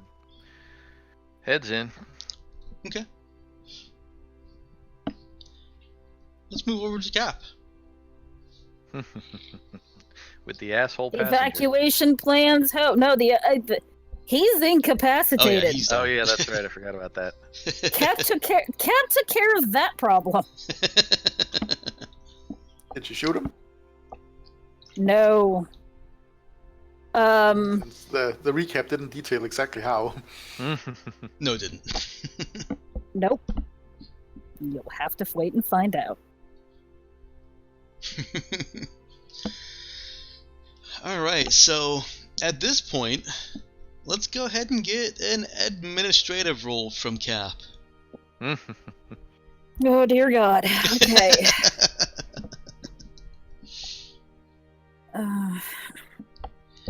You can use any of the mental ability modifiers that you think is appropriate. That you think reflects how Cap is. Lead. Nope. Intelligence, wisdom, or Nope. charisma. I mean, Oh. it still has to be administrate. All right. Do I get a bonus because I have culture team on my side? I'm already incorporating that into the results, Okay. so no strict bonus to the die roll. Oh God.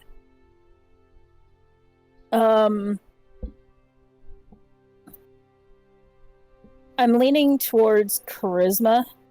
Okay. If that is applicable, she's trying to. She's got some momentum, right? With the whole taking out the asshole passenger Mm-hmm. kind of thing, I think, and basically using that as a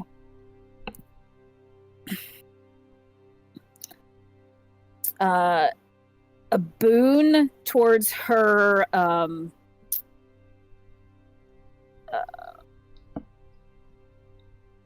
like you know, the people motivators. My God, I'm so tired. I'm sorry. I got a good night's sleep, but we walked for 9+ hours yesterday. No worries.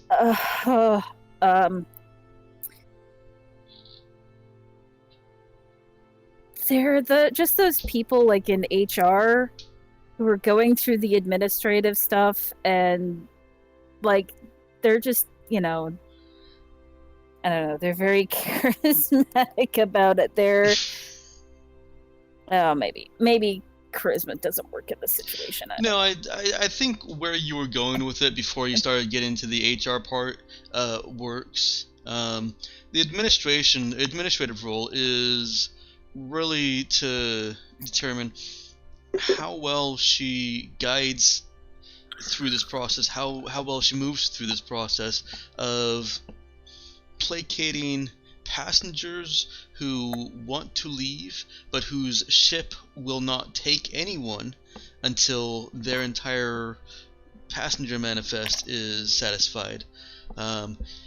It includes figuring out how to best organize that fiasco, as well as keeping people in queues and in lines and keeping the whole process orderly. That's why it's administrate, is because there's just as much paperwork as there is lead.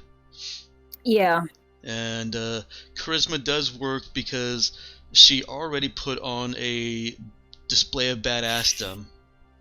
Yeah. And Badassery. Hmm? Badassery. Badassdom. Yeah. I'm sticking with my word. And yeah, like, look, people, let's keep this orderly. Let's, we're gonna get everybody to safety. Just listen to the officers, listen to me, be patient, and we'll get everybody off this planet. Yeah, go ahead and roll it. Okay. Just do it like Dogma. No ticket. Ugh.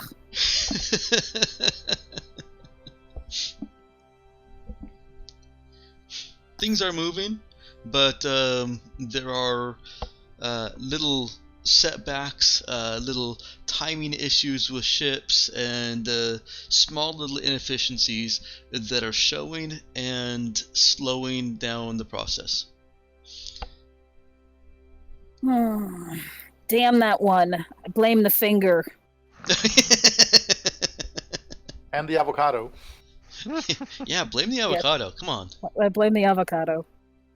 And that's what's really to blame here for pretty much everything that's wrong in the world. Nothing Yes. good has ever come of avocado except Yeah. guacamole. You know, nothing bad ever really happened in this world until people started really getting on that avocado train. So, like, 10 years ago, things were awesome. Remember the trivia question. Do most people get stabbed? Trying to cut an avocado. Uh-huh. Bagels also contribute a lot to that too. People slice the inner palm of their hands open trying to cut a bagel. No, bagels It are is apparently fine. a very common emergency room visit. Is Ah. people have sliced their palms open cutting a bagel open. Bagels are fine. There's nothing evil about bagels. It's all avocado's fault. But wouldn't you just put the bagel against the cutting board? You'd think that, but people are stupid. It is actually a lot easier to hold it and rotate the entire bagel as you're cutting it. Yep. And putting it against the cutting board, you're cutting all the way down through the bagel. You are squishing your bagel. Don't squish bagels, Mel. Yeah. Why not? It tastes the same. No, it doesn't. It tastes Anyway. squished. Anyways. Anywho's a wazzle. So, that's what Cap is dealing with. Do you want to throw any flavor into that before I move back to the other group, Em? No, that's okay. Cap is keeping her cool still. Oh, she is. She So- definitely is. Yeah, she's not. I mean, even with the pushy guy, she didn't get angry. She's Mm-hmm. Yeah. All right. The rest of you, you are taken into separate rooms. It looks like it's starting off like an interrogation, but the officers handling each of you don't seem to be treating it like an interrogation. None of you, the door isn't closed. None of you are cuffed or anything. You're offered coffee and donuts, except for Colleen. She's had enough coffee. Yep. You can see Colleen Colleen is- vibrating Colleen- in her seat. Colleen is not talking without coffee. Colleen is told that Eileen said she is not to have any more caffeine. You've been Coffee. ratted out. Come on, Eileen. Somebody tattled on you.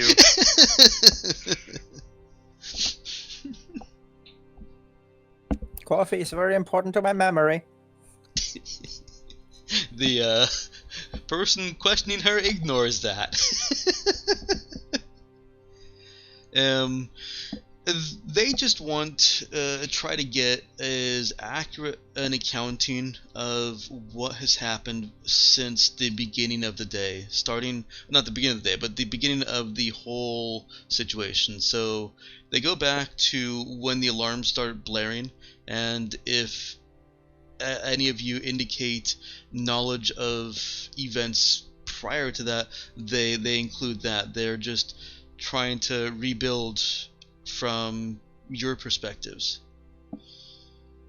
So Nemo, does he cooperate?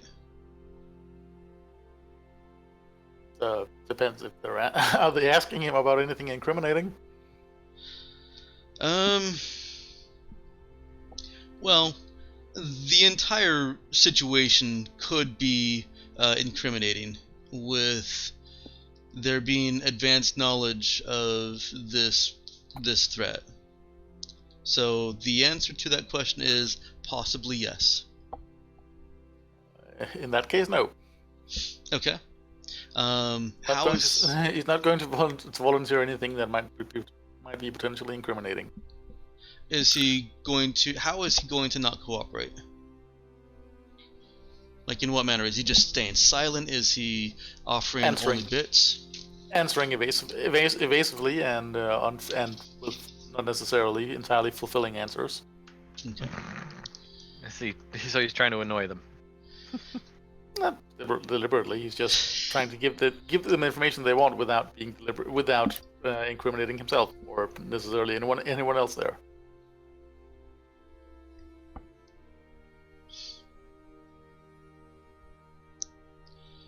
All right. Incriminating.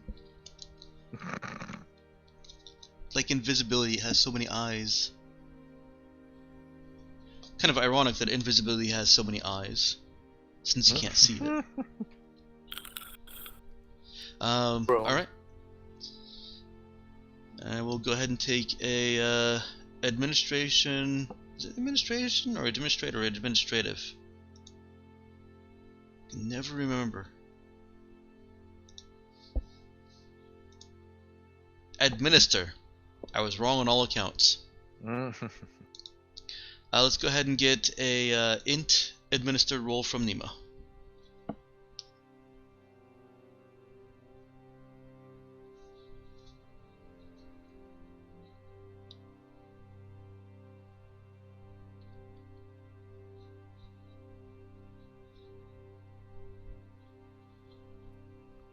Let's see.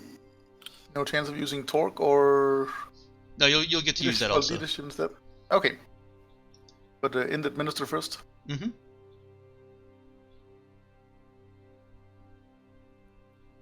What's the doo-doo, Matt? Have they started questioning the dude yet? No. I saw the doo-doo image. Well, there's the int administer rule. Okay. And yes, you can.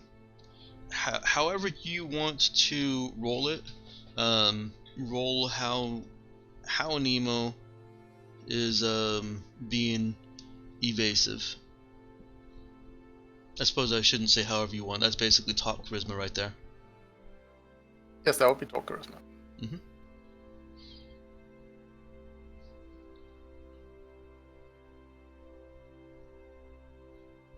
One moment. Set that.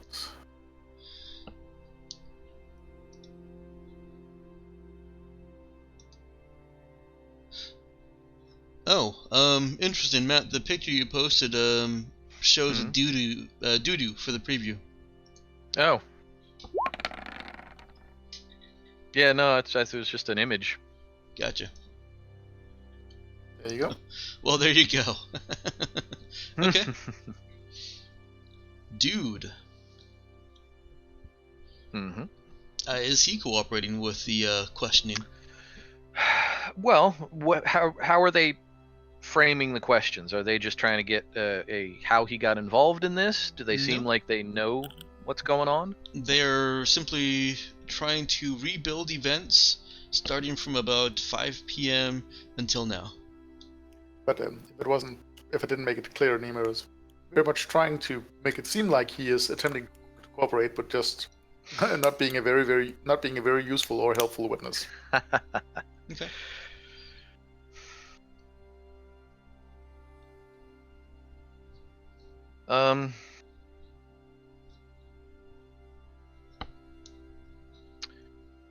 Dude's answers are along the lines of, look, we were just down here trying to do some stuff, and these people snagged one of my crew members and tried to, from what I gather from her, tried to get her to cooperate in their crazy ass scheme. I was just trying to get my crew member back and safe and unharmed. Okay. Does Dude answer additional questions that they have with regard to those details? We don't really. Sorry. Yeah, I was gonna say, dude doesn't really know a lot of detail. He just knows that he knows what Colleen had said was the original job. He thought it was a bad idea. Well, no, I don't mean about the job. About Mhm.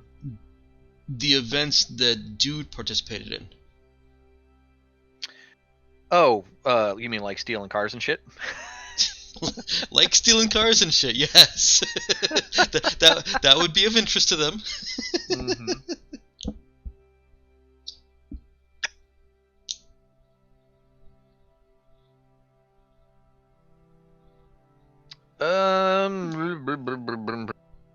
He doesn't want to get arrested.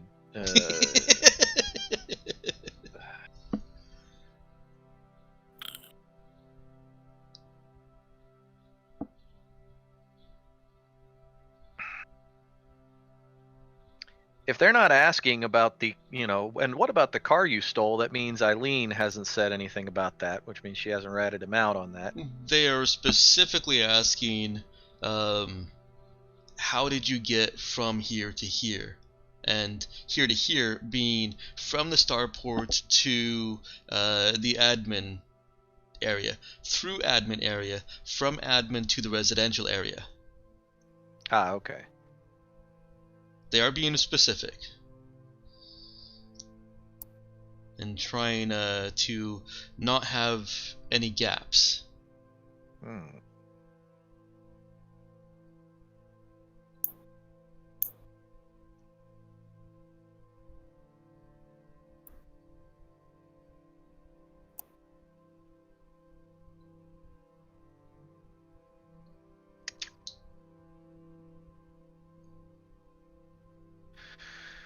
Hmm.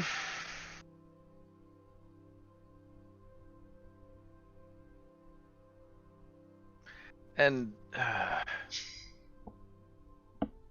now, obviously, the taxi services aren't running because otherwise, dude would have just called one, right? Well, no, the blast doors are down, so taxis couldn't run between certain sections. Mm-hmm. I did say when he got into the residential area that he saw people around, but far fewer Right. people. Right, but I mean, getting from the spaceport to admin. You don't think that there was any taxi service running? Yeah, that's why he stole the car. Otherwise, I would have just called a taxi.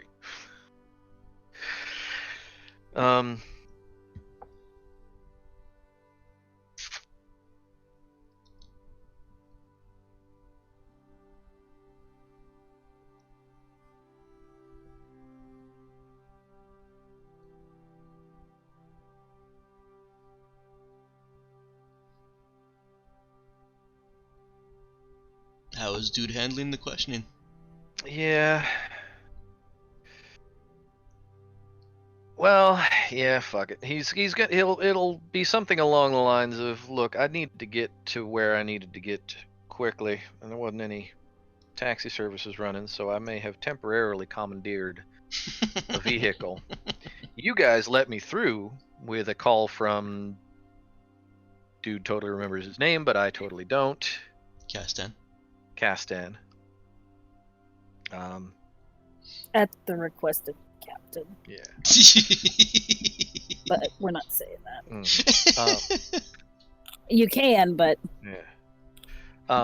And then it was just walking and then I would have walked out into the residential area to get to where my people was. He's trying to be personable, but trying to, at least giving them the impression that he feels bad about it, but he needed to save his person, and he certainly didn't intend. needed to get the bad guy. Mm-hmm. So he's not necessarily trying to not tell them anything. He's just trying to justify as he goes along. Is that what I'm hearing right? Yeah. So if you want, I can roll a talk roll to see how good he communicates his folksy. I was just trying to be, do the thing I needed to do and not hurt anybody, kind of thing. We'll get to that. Go ahead and roll int admin first. Yep.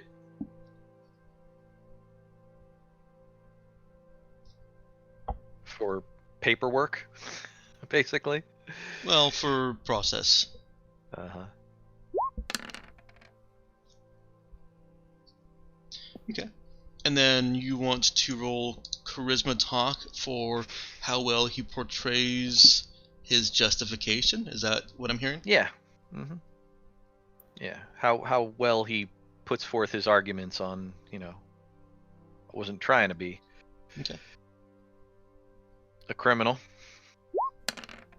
Doof. I'm not a crook. Well, hopefully not at that level. Yeah. Guilty. Okay. Colleen, Yes. how cooperative is she with the questioning process? What's he asking? They are trying to rebuild events from about 5 p.m. To the present time. So the questions start off same as the other guys with where were you, what was happening, and then what happened, and then what happened, etc. I can deliver evidence that Karis Behrman planned all of this, confessed to it. I have evidence that your government and your police force has been infiltrated, and I might actually be able to deliver the people he is still in contact with. Now I would like a cup of coffee and maybe pass it up the chain. The person questioning Colleen looks at the window, which you know is clearly a two-way window, and seems Hi. to, on And two waves. his own decision, says, "Get this girl some coffee." Thank you. We're gonna have a hummingbird back on the ship when she gets home. Assuming that we get off this planet.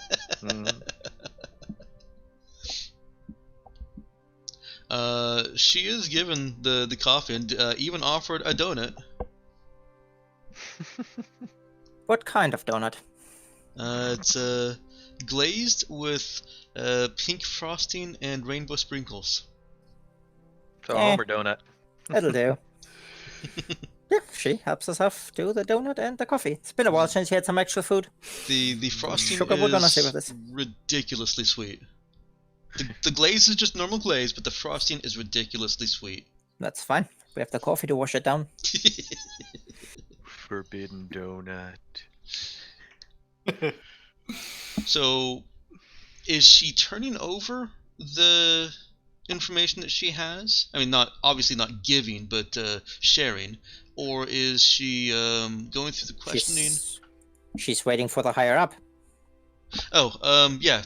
Somebody, basically the questioner's captain, actually comes in.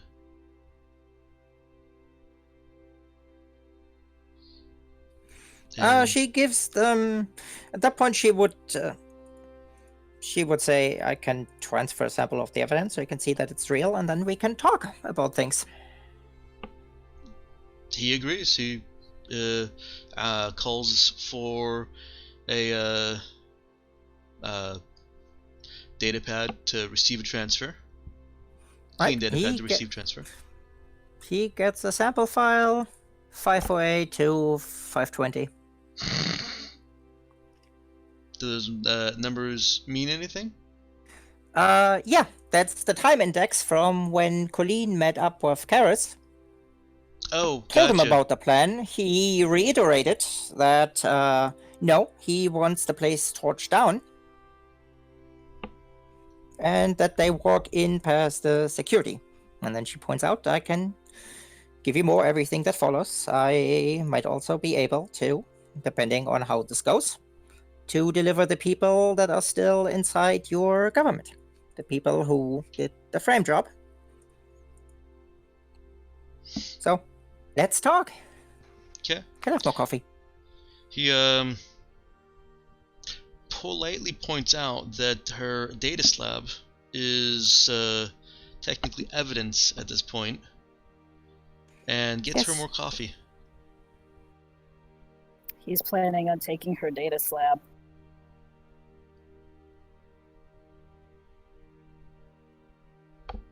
And while he does that, Colleen writes a self-destruct she can initiate. She's not given free access to do whatever she wants in the room. If she starts tapping away at her datapad, then she is first told to stop. Does she stop? Would you like the evidence or not?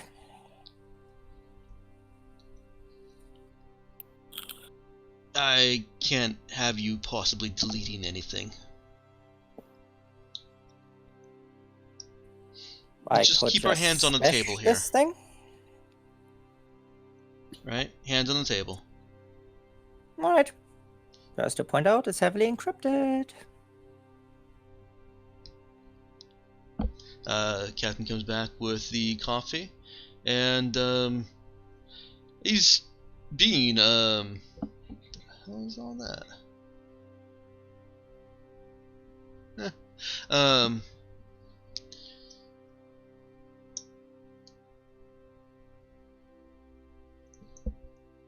Hang on. Is being perfectly polite, and doesn't even seem like he's being cop polite. He is more interested in hearing how Colleen describes walking through these events. He doesn't even ask for her to transfer over her files yet. She's definitely got his interest, but he still wants to go through the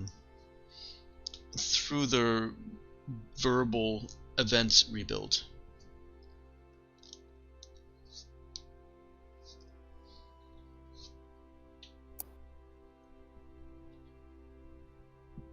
Does she do that? Well, she's actually flat out asking if he has the authority to negotiate in legal matters. She's asking him if he has that authority? Yep. I can pass along any requests along with recommendations. Well, I would like to talk to someone who has the authority to do that, and seeing how your government is kinda infiltrated,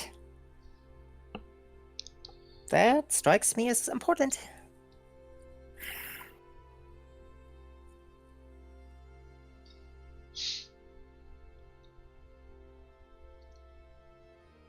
Why don't we talk about the events first, and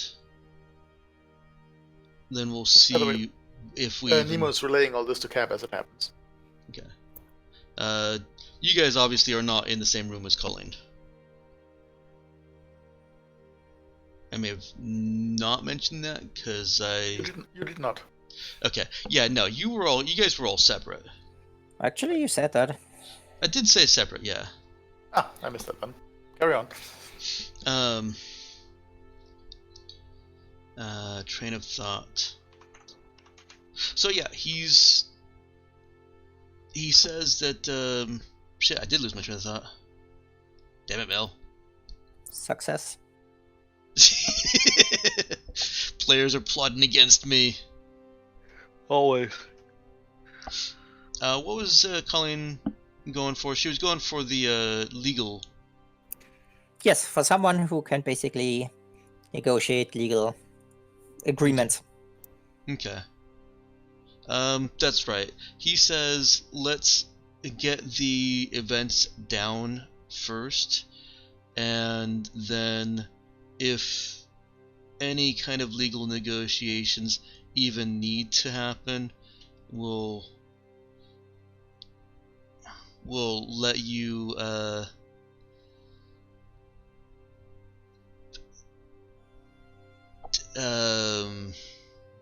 Talk to a lawyer, basically. yeah, basically talk to a lawyer. I'm just trying to think of on this planet. Well, technically, she wants to basically talk to whatever the equivalent of a district attorney is. Basically, the prosecutor side that can do things like grant immunity, make legal deals, witness protection, that kind of thing. Yeah, no, I understand that he's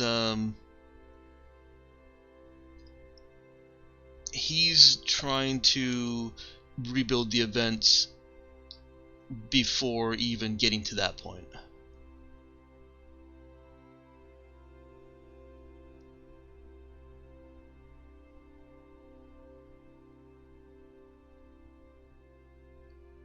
And he if she's still not cooperative with that, I should phrase it as a question. Is she cooperative with that? No, not really. She Okay. points out that she has the evidence, and given its nature, he points she out needs to talk that things, law enforcement and legal matters are handled a little bit differently on SOS than you may be accustomed to. There isn't really a court of law.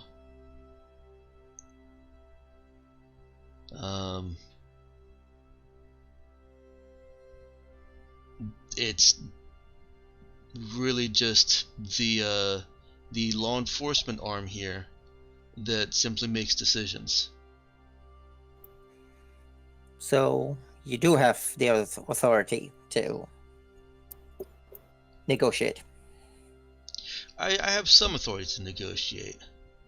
I, of course, have a higher up. All right. Well, how about this? The only thing I ask for is that we are allowed to leave this planet. We get Aline, the woman who came in with us, in return. I'll hand over all evidence, fully cooperate, show you where the flaw in your security system is. And if you give me the chance, I might be able to produce all the co-conspirators of Karis. He thinks that over, and then nods in agreement. That sounds fair to me. Alright, and I'd like that in legally binding document on SOS. You realize we don't really have that, right? You don't have documents for things like that? Nothing that is as legally binding as you want. He sits down on the table and says, I'm probably overplaying my hand here, but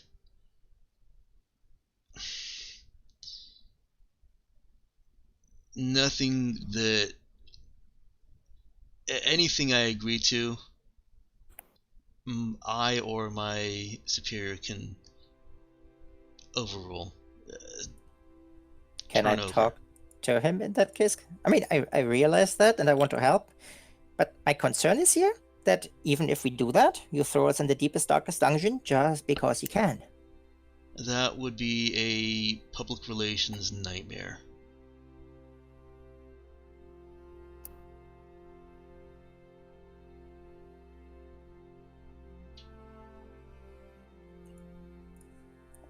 How trustworthy does he seem to be with that? I mean, go ahead and roll Wiz Notice.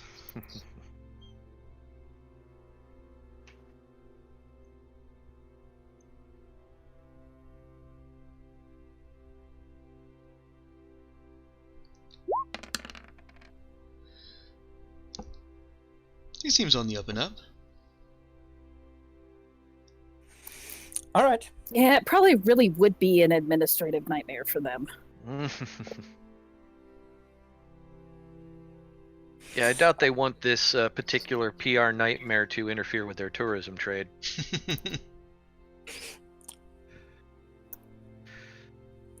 All right. Well, in that case, Colleen will, just show of good faith, do give a recount of the events. She will hand over the file, and she says everything else. Trying for the co-conspirators. In that case, I need to do some work. I can do that here,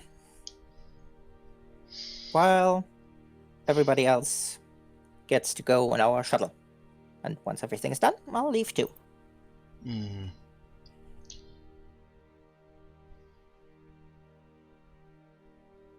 I'd like to trust you, young lady, but given the hand that you've played in all of this so far, I can't let you near any of our computers. Oh no, I don't need your computers. What do you need?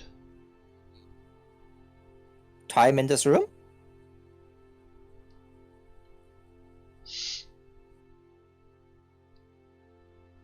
Can't let you access the wireless either. That's basically touching our computers. What are you gonna do?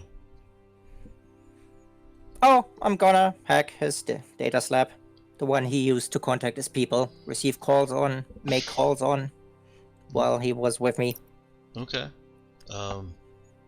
That way you have that entire thing, and you can have that afterwards as evidence. Sure. I'll have Troy come and sit with you, and leave you to it. Oh, 2 more donuts, please. And more coffee. Two Sorry, more of the long terrible day. donuts. Let's slow down on those. I don't want you exploding before you can uncover everything here. How about a I do bagel? that. Yeah. Bagel Or works. maybe a nice plate of spaghetti. Let's stick with the bagel. Spaghetti gets messy. Also, I would recommend whoever runs your security systems, maybe ask him if he wants to have a talk with me about your systems.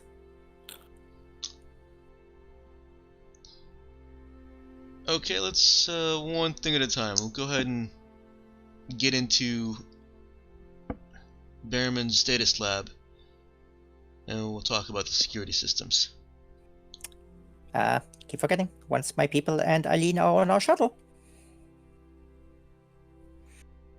Oh, I didn't hear that portion. Yeah, I'll agree to that on condition that Eileen and your people don't return to SOS. I think that's perfectly acceptable. Okay. But let's get you into that data slab before all that. The shuttle and, well, getting people off this planet and onto a shuttle is already being handled and is proving as much of a logistical nightmare as expected. But we're doing it, which is what Kat promised. Shit's getting done. Yes. Kid, I don't want you in this room for the next 2 days. How quickly Shoot, can you crack that slab? Give me a shot at it.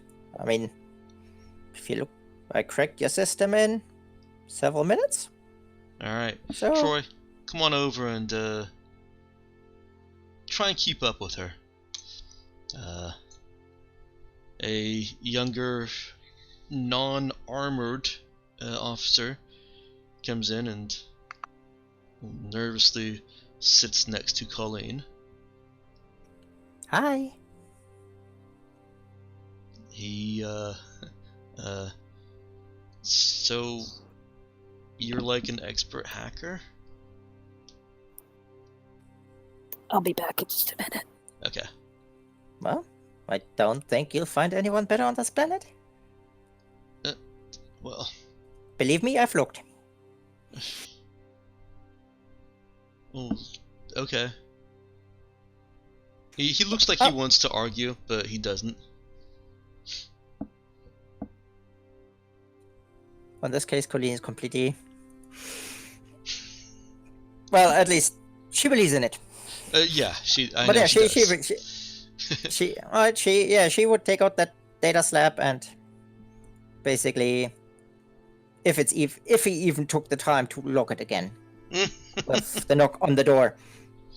So if it's locked, she would try to crack that. But if it's not locked, then she would dig straight into basically his call logs, trying to identify where those calls went to. She does have to crack it. He may not have manually locked it, but it's still locked. That's fine. But yeah, that's what she would do. Okay. The call logs are a little bit more difficult than she may have anticipated.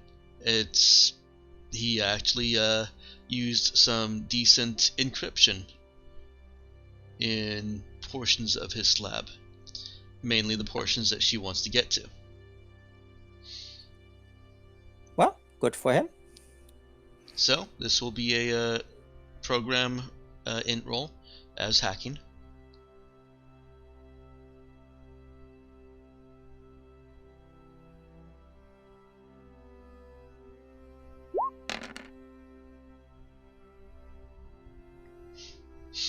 It doesn't take her too long, but it does take some time. Meanwhile, Troy is watching on, and he's pointing out things that she can try, but they're things that she's already moving to and things that she's already doing. Just for the flavor of it, she's tapping on the thing with one hand, with the other hand she's eating the donut. Okay. And she does end up decrypting, well, all of the incriminating evidence.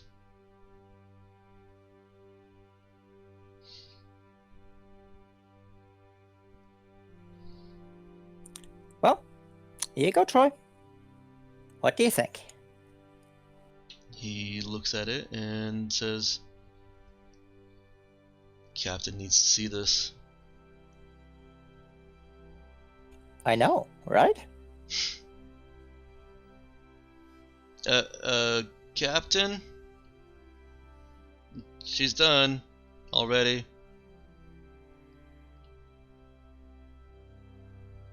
It actually takes a few minutes for Captain to come back. That's okay. She slowly slurps the coffee. I mean slurp. Troy sits there awkwardly. Well, she asked for 2 donuts. She offers him a donut. So, what's your job here, Troy? Sitting in front of her is the bagel that he brought. He didn't bring more donuts. Oh, that's right. Well, she still asked for 2. Okay, so at least she offers him the top half of the bagel. His job is essentially analyst, but he admits that he spends a lot more time analyzing tourism patterns than any kind of criminal activity, at least not electronic criminal activity. Says that it's not a frequent event here. You got fair. the credit enough. fraud. Ooh, But- there's credit fraud?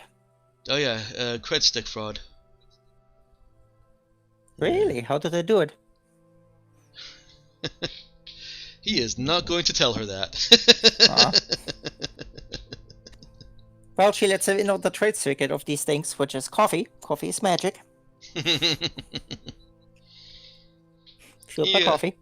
He's a little bit less awkward by the time the captain actually does arrive and is chit-chatty.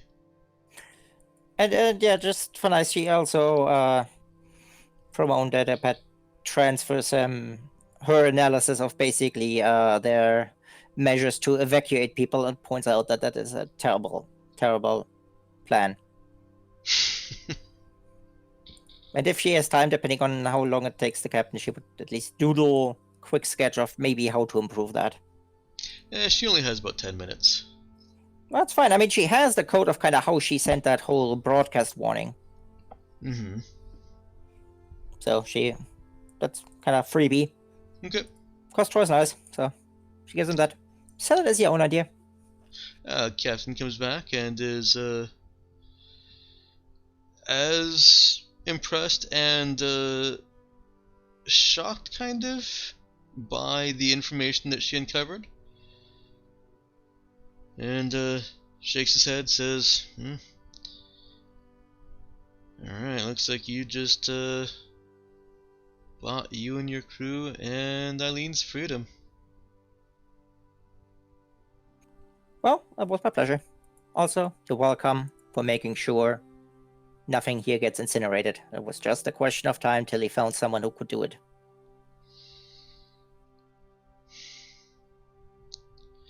Yeah. Yep. And Not everyone is as nice as me.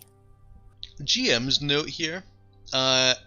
As a GM, I am stating that their security measures are not actually bad. As a person, I may not know all of the best details of it, but from little bit of research that I could do, not that we have a whole lot of theme parks that are subject to external environmental death. As far as you know. Yeah. Seeing how you can hack hospitals and could potentially kill tons of people. I mean, I'm not saying the security is bad, but from Colleen's point of view, nowhere near good enough. That's just a portrayal that you guys have gotten, and I'm saying that the security measures are better than I've been able to portray. Just like you guys are able to say that dude says this better than I can relate and make a roll, I'm saying that the security measures are better than I as a GM can relate, and my role is successful because I'm the GM. Wouldn't it also be at least compounded by the, as you mentioned before, the vast disparity in power between NPCs and PCs? Yeah, that certainly would. A regular hacker, an NPC hacker, would have had a significantly more difficult time doing that. It basically would have been a scripted event where the NPC has the right things in place. Rolls would have failed. In all fairness, it was bringing, I mean, with all the hacks Colleen had to do, it was bringing her to the limit. It did. You had to expert one of them, if I recall. The first one. The lowest one. Everything else was fine, but it was approaching the maximum of what I could do. But no, as a player, I fully believe you. Mm-hmm. But Colleen. So, fair. There's a difference there. Now, so, as a player, I fully believe you. It's a good system, but Colleen does not. Safe rooms could use a lot of work. Namely, they need more capacity. If they can only hold 1,300 out of a potential 70,000 tourists, in modern day theme parks, that still wouldn't be bad. Like, Disneyland has, I don't remember seeing what the capacity was, but Disneyland does have not Disneyland, Disney World does have a kind of a bunker for when tornadoes touch down and are destroying the park. But yeah, their security measures were not of themselves incompetent. They were very far from incompetent. Oh no, I didn't see it as such. Just the fact that it needed line shunts, several of them. Yeah, for style purposes, they really should, make that bunker style, or make that tornado cover bunker. I don't know, make it Scrooge McDuck's money bin or something. That would be awesome. Scrooge McDuck would never let anyone in his money bin, even if for a tornado. That's true, but still, I would give style points for it. Even better, the food reserve should be in the form of those chocolate gold coins. Yeah.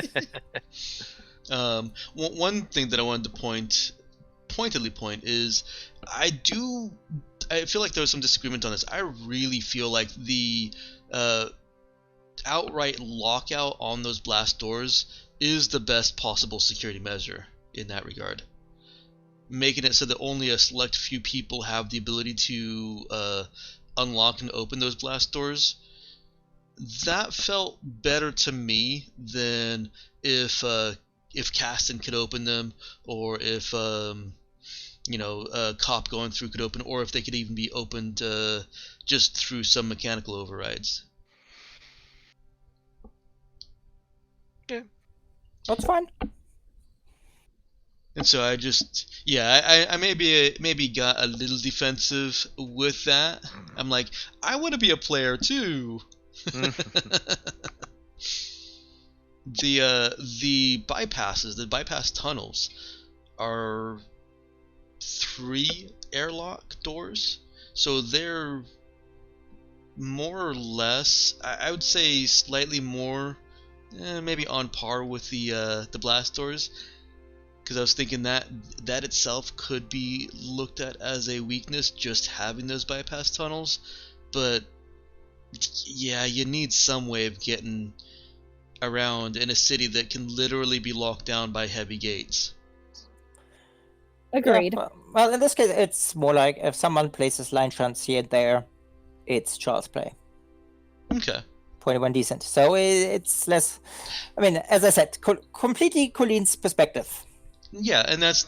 I'm not going to say that you guys can't offer them any advice. There's always room for improvement in even good security measures can be improved. Like more safe rooms, dumbass. Yeah, more safe rooms would be. It is honestly like Cap's advice. It's like you Yeah. need the ability to get more people out of harm's way faster. And Yeah, you their guys aren't the Titanic. response, their measures were good, but their response, was well, lacking. Cap was able to arrange and do things before they responded. Mhm.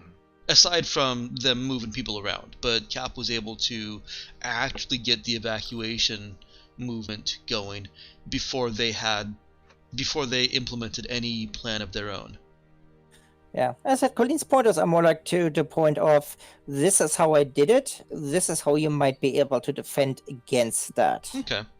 And to that effect, she actually does get a interview audience, a meeting with what she's told is their chief internal security. Oh Jesus, CIS, whatever.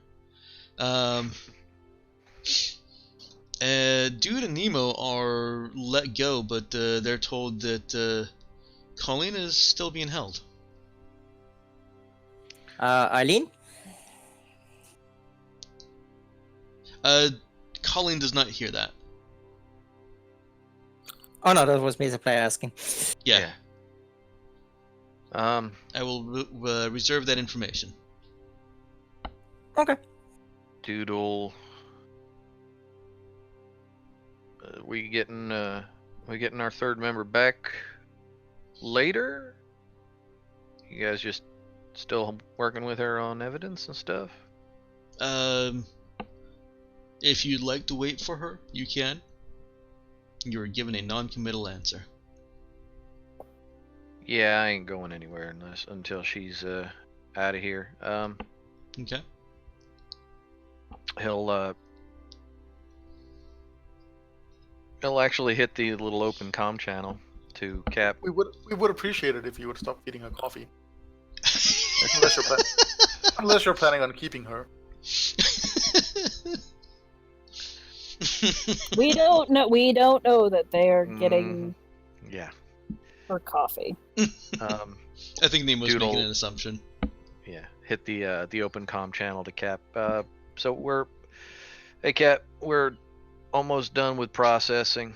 They finished talking to me and Nemo. I'm assuming they're still getting stuff from Colleen. I'm just gonna wait for her to come out unless you want me to come and help with what you're doing.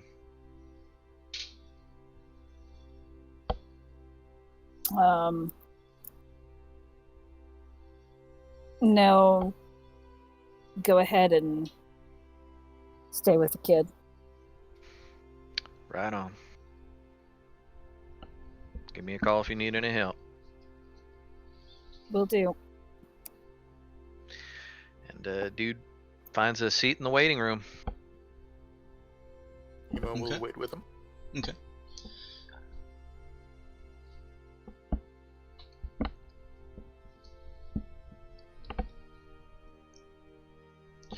Colleen gets her conversation with the chief internal security.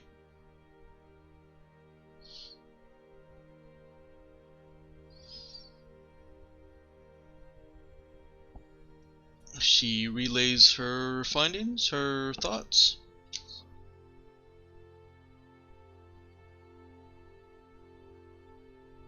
Yep. Okay. He's receptive. She would even give him the code examples of what she was feeding into the doors. Okay. Basically, this would have opened it, and this might be, in case someone else tries this is an override that fried the doors to prevent that sort of thing from happening. He follows along and is able to piece together from what she's telling him with what information he already had, and he thanks her, says that this will actually help them get the doors back functioning without tripping anything that they don't want to trip, such as accidentally open the door.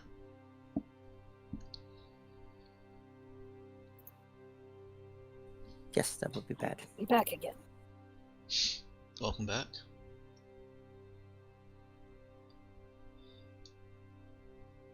And if there's nothing else, Nope. she's released.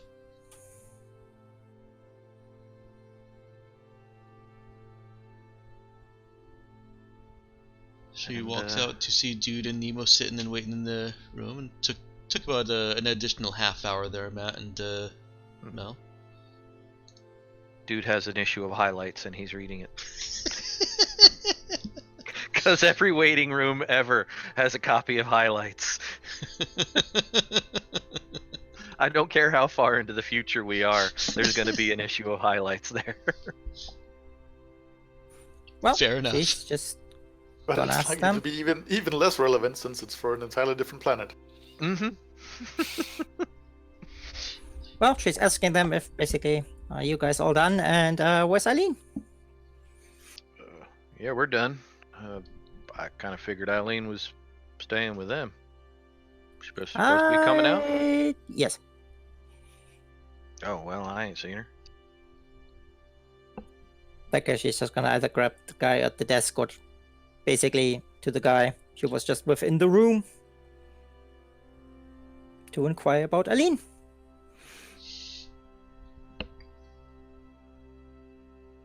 The desk guy says that she is processing. Alright, I'll wait. It's not much longer. About 10 minutes later, Eileen comes out in civilian clothes.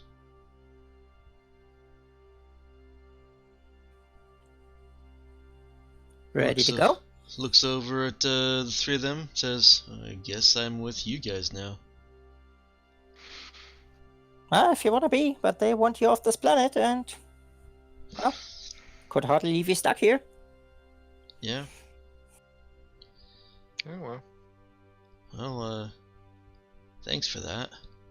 Did they Huh? let her out, like, in her armor with her gun, or is she just in plain clothes now? Civilian. Mm-hmm.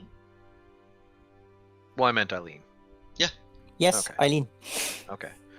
I wasn't sure how Colleen knew that, so... Because Mike told us. I did say it. Did you? Okay. Yeah, Yep. I missed that. Like a minute before you asked. I didn't want to point that out, but since Nick did, yeah, I did. I was just gonna let that slide. Nope. Matt, Nick is being mean to you, not me. Nah, that's just the universe working against me. It is.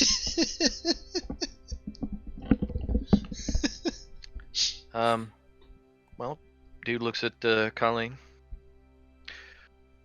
So, well, I guess we'll tell Cap we picked up another stray. Well, we have to get her home somehow. Yeah, Wonderful. I'll modify my calculations. you do that, man. Well, What calculations? The one about the various ways that the random crew member we pick up could kill us and take over the ship. Oh. He's been doing those ever since ever since we picked the first one up. Yes. Is that a risk you think is likely? That's why I said another stray. No, but I got a plan to do it, so I see. don't worry about it. We'll get you. Well, the question is, do you want to go home? Me and my husband and kids will find somewhere else. I don't feel safe them sitting in Union territory after this. That makes sense. Yeah. Dude kind of calls to the front desk. Hey man, they got the taxi service up and running again, or we gotta walk?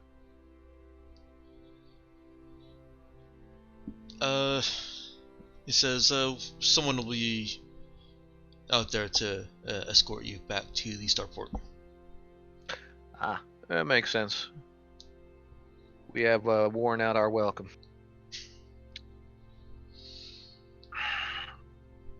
I don't know. I think they kind of like me. Uh-huh.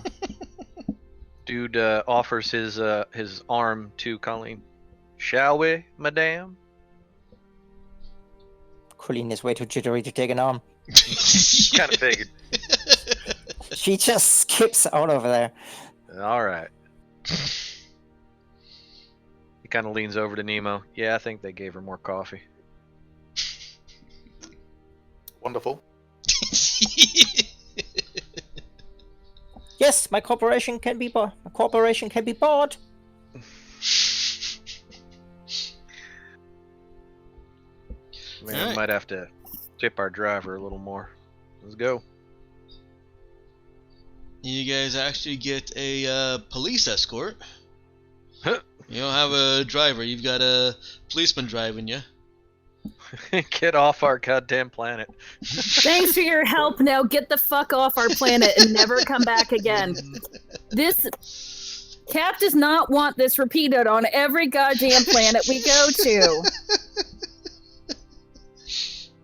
We can put up a Just little for map. the We record. can Mhm. put up a little map of the universe and put little stickers on where we're not allowed to go anymore. Yeah. Have a little I- board with was- numbers in the on the bridge. It has been 3 weeks since we have been kicked off a planet. I hate to say it, most of those planets already have those flags on them. The Santa Clarita is a wanted ship. Well, yes, we are wanted criminals. You guys Again. are driven back to the hangar. Quite a meet shame back we up have to with- leave, really. I was hoping we'd give a chance to learn more about the fascinating native species. Yeah, I get the impression that they don't know what the half of what the hell is going on there. And I don't think the Union is going to give up on their plans for this particular place. So, I don't know. I feel like we've given these people as much warning as, well, they should get if they're going to be intelligent about this. If they're going to be stupid about it, then, well, they deserve what they get. The argument could be made that by forcing us off the planet like this, they are being stupid about it. Oh, I'd agree with that argument too, but I'd say we'd be leaving anyway. Unfortunate. Maybe the next planet we visit will have similarly interesting life forms. Yeah, you never know. I'm starting to. I kind of think that, well, just people in general are pretty interesting life forms. Doesn't need to be aliens for them to be worth looking into. That is true. Very observant of you. Thank you. That makes the loss a bit less acute. Not a problem, man. Boing, boing, boing, boing, boing. Huh? The roads aren't perfect, and Colleen is bouncing. Ah! She's also humming some sort of song. And that hum probably undulates with the boings, with the bounces.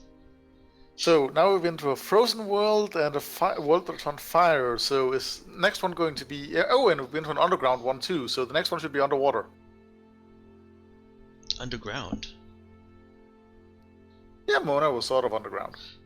No, actually, the structure is all above ground. Oh, all the levels of it. All the levels that you were at, there was the strip mining that clearly went below the ground level.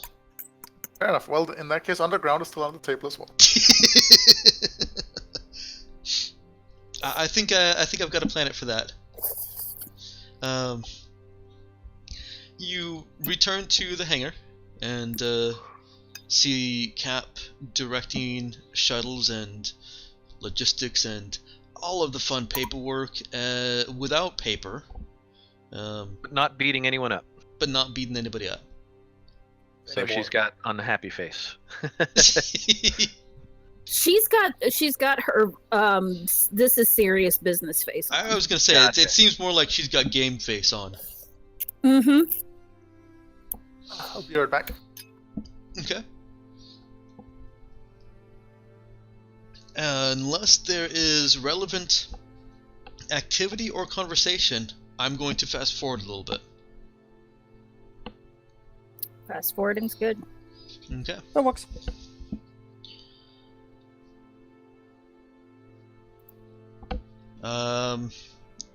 You end up working through the night, well towards 1 a.m. or so before somebody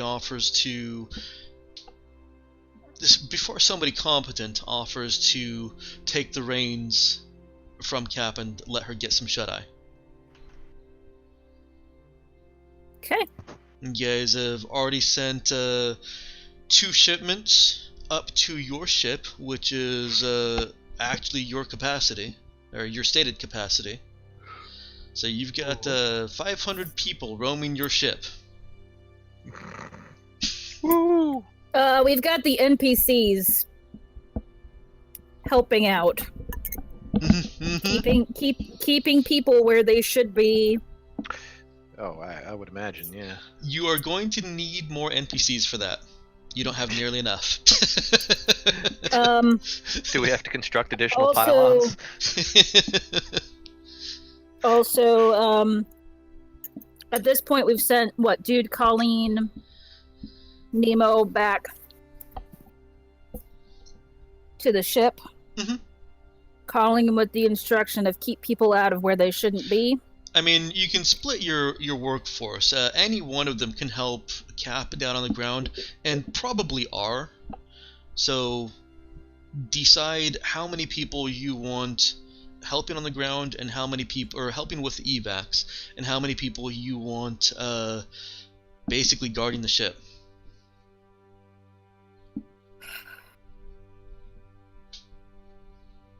Cap doesn't want Nemo more exposed than he already has been, so probably have him up on the ship helping with those logistics. Okay. Because when it comes to that kind of thing, I think he's the second best person she's got. If not the best. Yeah, better than her. But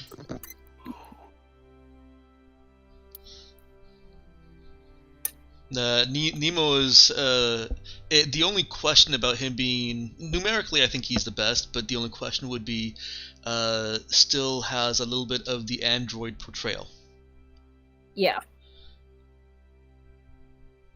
And that, at least on the ship, can kind of be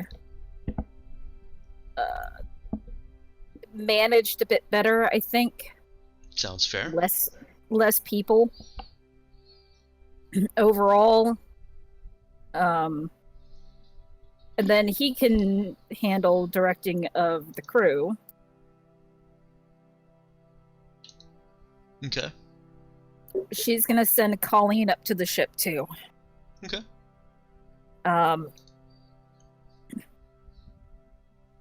Because Colleen can do things like lock doors that people shouldn't for areas that people shouldn't be going into. Sorry about that. Back again. It's alright. Just to point that out, technically, Cap is the one who can lock down With her any door. authorization. Yeah. Colleen is just Colleen, better at multitasking. well, Colleen was given a lot of that authority, though. She Yes, Yep. she's basically the second highest. Yeah, Colleen As is far as that goes. second in rank on that ship. That's scary. Only through access. Dude is second in command. Oh, Colleen doesn't care about command. It's pure access to the systems. That's fair. What's that Firefly joke again about the chain of command? It's the chain Yeah. I beat you with until you. Yeah, I'm gonna go understand get and beat you I'm with, in command. Yeah, who's not in command? Yeah. All right. So we've got Colleen and Nemo on the ship, helping with your established NPCs to corral 500 people into areas that they're allowed to be in. Yes. Colleen ropes Eileen into it. Okay. She's trained for that. She is trained for that. Alright, so Eileen is among the NPCs helping to corral people, while Dude and Cap remain on the ground helping with the evac. Yeah.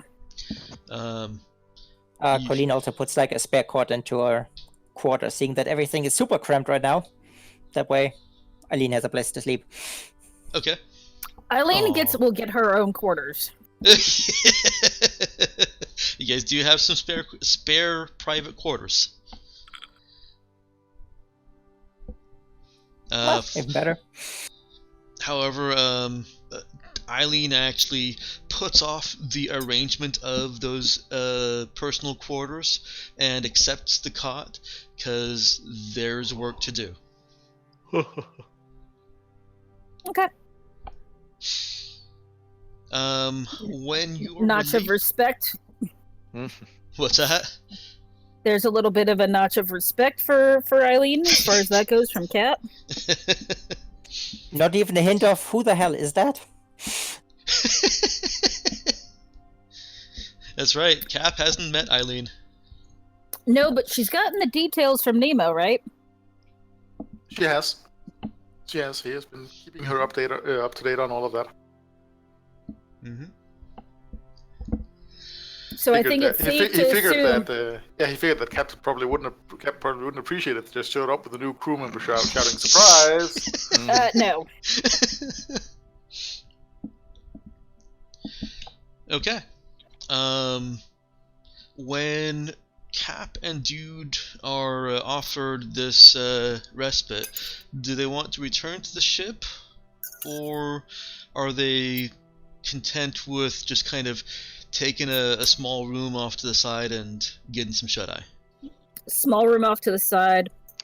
Yeah, no reason to waste a shuttle trip on this shit. Okay. Alright, the night passes uneventfully, except you hear the continued clamor outside. It does die down a lot as most people are trying to get some sleep, but the shuttles continue cycling and moving people. You guys get only a few hours of sleep. It's about 6 a.m. Excuse me. When there's very little commotion, very little clamor outside.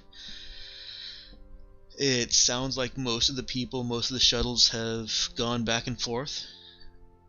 And there is a one of the joint SOS Union law enforcement gently trying to wake them. Cap will get up.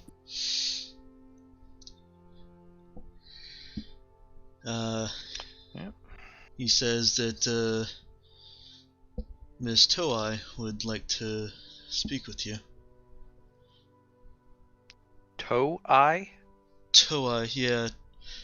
Chief of Operations on Sosan Culture. Cap will get up and kind of straighten herself up and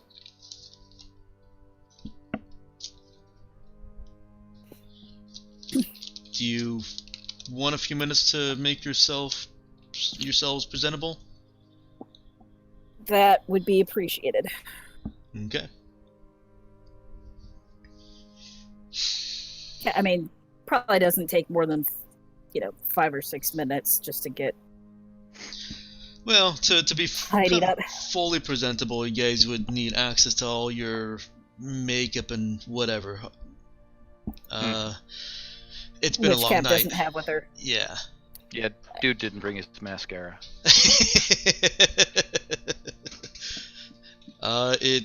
It's only one encumbrance, Matt. I don't know why. I wasn't thinking of it. I know some makeup kits that could probably be 5 encumbrance. And those are like ones that professionals use. Oh yeah. Yeah.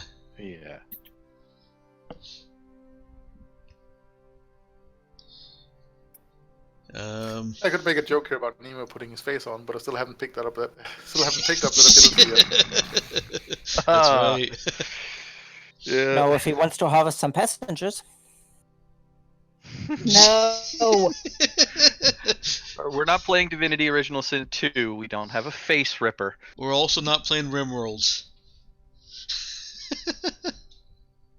Or just doing a face-off Uh-huh. thing. I want to take his face off. Such a bad movie.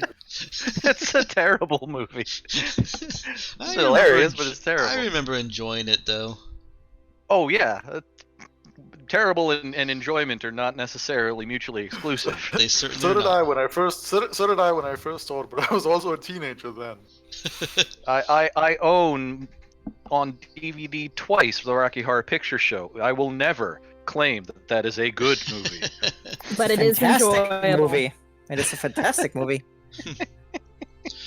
All right. I've only seen Anyway. it once. I didn't Yeah. do it. But anyways, yes. The officer in front of you asks if you would like to wait for your crew. No, they're on the ship handling things. Okay. We've got 500 we've got 500 people on the ship right now. I need them there, and we'll be going up to join them as soon as we can. Okay. The officer actually briefs you on the situation around here. You've become a little bit of the go-to authority. Oh dear God! Authority by default. Always the best. Authority by action. Yeah. Cap took control of the situation. Mhm. Mhm. I mean,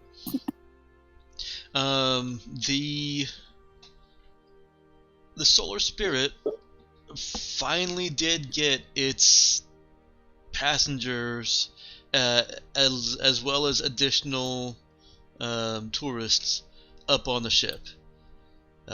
They were the last shuttles to leave. of course. And the unhappiest tourists, especially when a tourist that wasn't on the Solar Spirit was able to pop out of the queue for the Solar Spirit and get on an earlier shuttle. The Solar Spirit's actual passengers are very unhappy. Was it that one guy? No, he was Solar Spirit passenger. He had to stay there. Yeah. No, but if there was room in another shuttle for a different ship, then depending on, like, if they had groups of people, just like lines in Disneyland, if they've got room for one more person, but the next person in line is a family of 4, then they'll pull from other areas, and occasionally they would pull from the Solar Spirit's queue, as long as it wasn't a Solar Spirit passenger. So Well, they just- can take that up with the Solar Spirit. Yeah, That was their call. that was their call. You are escorted to the administrative area. You and Dude. Let me move other people out. Colleen and Nemo are now floating in space. Hooray. Well, you're protected by a ship. You're floating in space on a ship, so. So, someone turned off the artificial gravity? Well, the ship is floating. That means you're technically floating. I'd like to point out the people that are on the planet are also floating in space. Well, they on are. the planet. Yeah. They indeed are. You're escorted. One moment. Let me get some water here.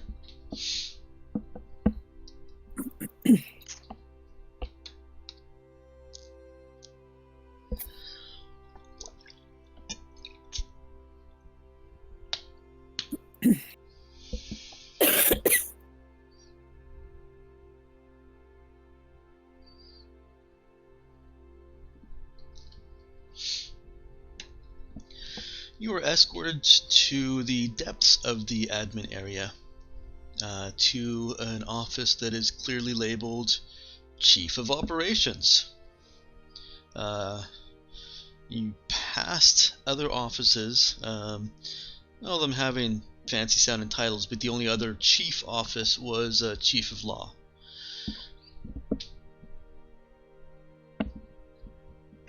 And asked to wait in a small waiting room outside, and Ms. Toei will have you brought in when she's ready to speak with you. Okay. You're not made to wait very long, a few minutes at most, and a pleasant-looking young woman comes out and says that Ms. Toei is ready to see you now. And you're escorted into an office that seems much smaller than the impressive, so to speak, title on the door would seem to merit. It's not a small office, but it's not like chief of staff or chief, a president of the United States sized office. There's a nice desk with nice chairs and bookshelves and various other artifacts of office, but the chair is unoccupied. Instead, there's a tall, very lanky woman with sharp eyes, and her height and slimness is accentuated even more by her hair being pulled back in a tight ponytail that hangs in a tight tail. There are two other people seated around the office. Cut out a little bit there, Mike. Oh, sorry. There are two other people seated around the office in positions that would basically be looking across a table at you. And you're directed to go ahead and sit at the table. The woman that brought you in takes a seat as a sort of receptionist type, the court reporter position. The tall, lanky woman, looking far too young to be the most important figure in any room, turns to you and says,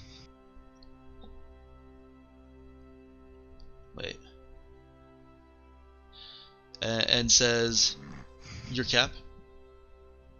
I am. That's your name?" It's what I answer to, pretty much. Did you refuse genetic scan? You and your whole crew? Yes. She stares at Cap. Are you the Raza? Dum dum dum. It is a fairly easily identifiable ship, but Hush you. I didn't say anything. Cap will say we are the Santa Clarita. Santa Clarita came into being just a few months ago, right? She asked me that. Yeah. Cap will say someone stole our black box, so Uh-huh. yeah. Were you the Rosa before the Santa Clarita? Not to my knowledge. Okay, It's you can go. true. Cap doesn't know for sure. Oh yeah. So she's not lying. Yes, the legitimate amnesia covers a lot of bullshit. She says, okay, you can go. Bye. The other people in the room are looking a little bit surprised and not shocked by the turn of events, but still a little bit like, not by the turn of events, but by that exchange. Like they want to say something, but they're not.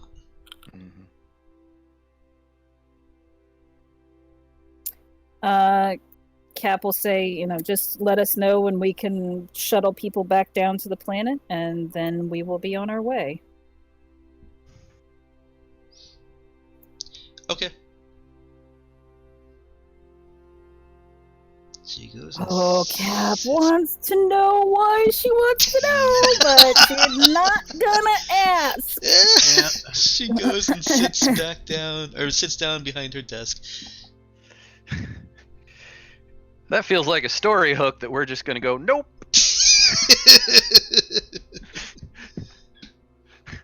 Cap will kind of look at the woman and for a minute. She's focused on her work in front of her now.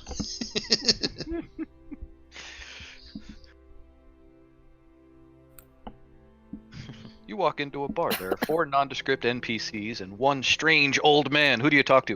Nobody. We go up to our room.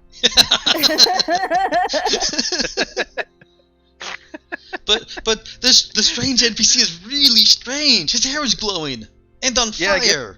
Yeah, wow, that's really neat. I get a drink, go up to my room. Yeah, my mother told me to avoid strange people in bars. The man with the flaming hair walks up to you.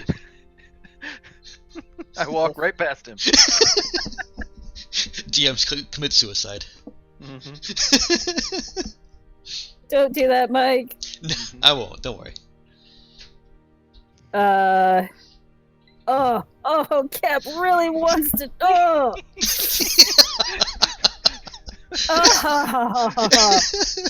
It's the button. It's the eraser button. Don't touch it, you fool.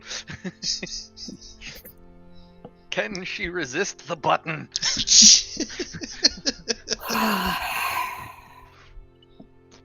She's got to resist the button. Jolly candy-like button. That is a dangerous button. Will she hold out, folks? Can she hold out?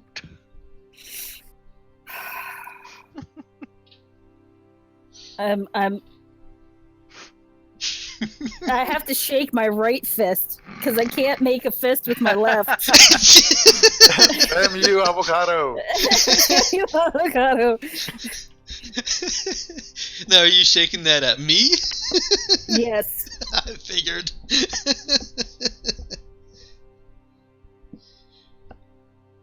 Feel like I should ask, did you at least eat the avocado? Oh no, it went into the garbage with prejudice. I was about to say, it had tasted your blood. Nothing good would come of eating it. That, and by the time I got home from the hospital, it was all brown and nasty anyway, so. The other people in the room seem to be suffering from the same kind of tension that Cap is. Except for the court reporter-like person. She's just kind of waiting.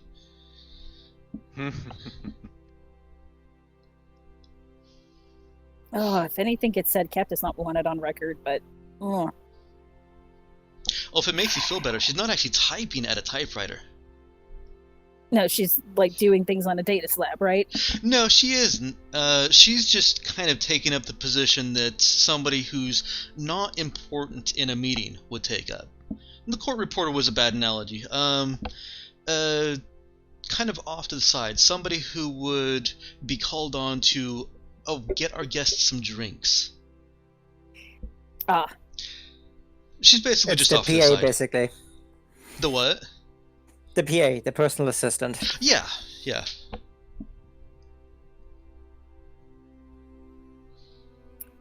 oh, how badly does Cap want to know this? All she wants to ask is, can I ask why?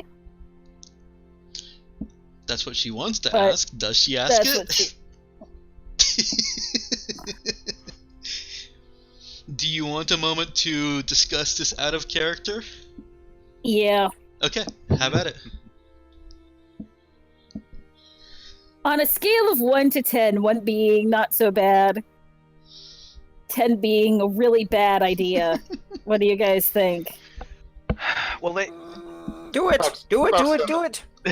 7 or 8. But except I was gonna for say, Nick. we knew what your answer was gonna be. I'm just gonna tell you right now, I'm gonna put a timer on this. 16 minutes should be plenty enough time. That'll take us right to 11:40. Well, That's- you can ask without basically committing to confirming or denying. Yeah, you can do the way. Well, why do you want to know kind of thing. But it's highly unlikely Say that sh- you'd actually reply with anything that would Is useful. Mm-hmm. Well, do the thing like they do in the movies. Speak in hypothetical. No. I'm not saying we are, but if we were, do an OJ. If I did it, this is how I would have done it. yes. Yeah, because that Or- worked out really well for him. Yes, exactly. Everybody knows he's guilty as. Well, he's Sorry. also- And yet, if the glove doesn't fit, Mm-hmm. you must quit. And Yeah, then, we don't have that kind of. No. if the glove doesn't fit, then you end up going to jail for robbery, breaking and Yeah. entering, kidnapping, and other sort of stuff instead. Yeah. So That was Well, him going to that's your jail own for fault, other but- shit. You could also try the whole, we might not be at the Raza, but Maybe Depending we can on help the answers. anyway. yeah, obviously Yeah. we're very, very capable. I feel if they were gonna take exception to us possibly being the Raza, I feel like we'd be in custody already. That they wouldn't have let the rest of our crew up to the potentially super dangerous ship. So, my feeling on this is that they want help, not necessarily oh shit, get out, get out. I mean, Or I say we're we're already gonna hold get you close- here until we arrest. The galactic Yeah. mandate comes to arrest you. yeah. I say push the button. Yep, do I'd it. say- Do I'd it, say do it, no, do it. But But I am an inventor at button pusher, so you know.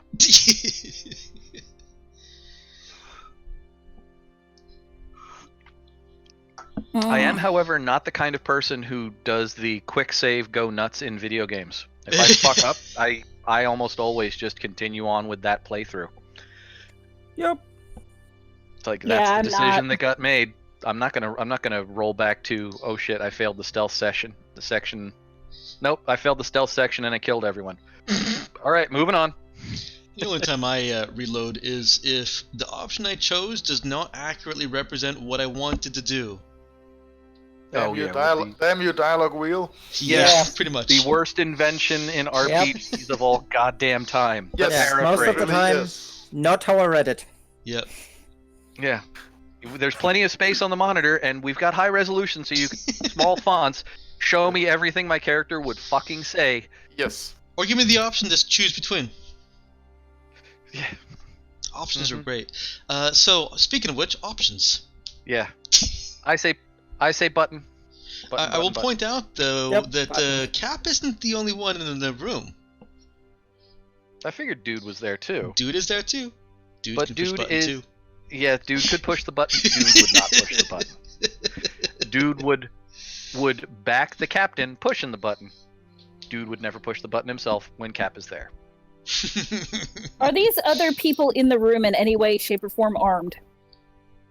No. They look like they're administrative type people. so we're locked in a room with civil servants. Jesus Christ, Mike. Yeah, you are. Hell, it's hell. They'll bury you in red tape. One of whom appears to be the equivalent of the president of SOS. wonder, would they still call it red tape in a database society? We still call it red tape in a database society. What are you talking about? True. We haven't but had at red least- tape in forever. True, but we still actually have paper, you know. Yeah. Oh, damn it. You still got about 12 minutes to talk it through. But you're right, it has been a long time since we've actually had red tape. That is a fair point. Well, holy shit! Damn, that's even. Apparently, the idiom is from the 18th century. So yeah. Really? But I did not know that. But I would point out that if they wanted us to leave, we were already leaving. So it's not about Eventually. bubble to get rid of the people. But just from a general perspective, it's rarely a good idea to willingly admit to be to being the space Terrorists? Osama, to being space Osama bin Laden. Mm-hmm. I was thinking the Dread Space Pirate robots.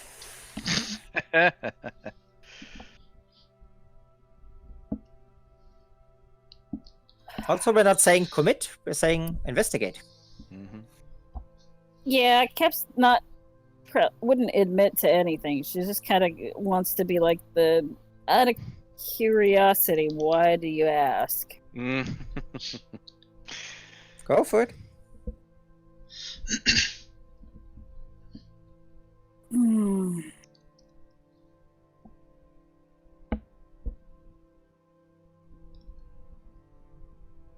Oh shit. Okay. Pushing the button. Okay. What does Cap say? Says basically that. Just kind of to satisfy my own personal curiosity. Why do you ask?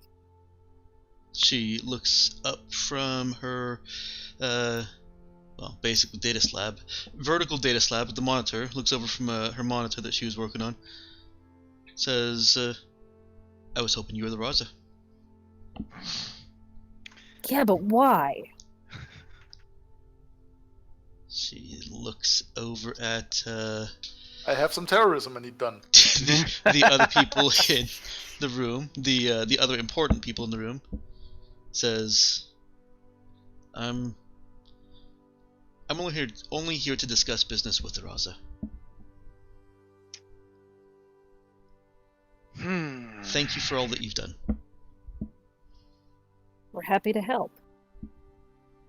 I mean, if you just need help with something, maybe... I just need the Raza. That's it. Okay, well, let us know when we can have people sent back, and we'll get your tourists put back on the planet and be on our way. Thank you. She nods and walks out. And she goes back to work. Cap's not willing to admit that. Sorry. Yeah.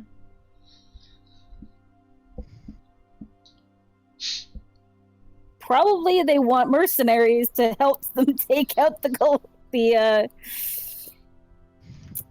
threat of the Union, but Cap, yeah, no, Cap's not at that point yet. Also, if you wanted mercenaries, I mean, they could have just... I mean, just the fact that we have an extremely combat-capable ship, that should be enough to ask us. We don't need to be... I mean, being a murderous terrorist usually isn't a good qualifier you're looking for in a mercenary. Do you guys want to have this discussion in character, together on a ship? Or over comms? Not over comms. No, definitely not. Okay, then in character on ship? If the Cap brings it up. Which she's not going to. Okay.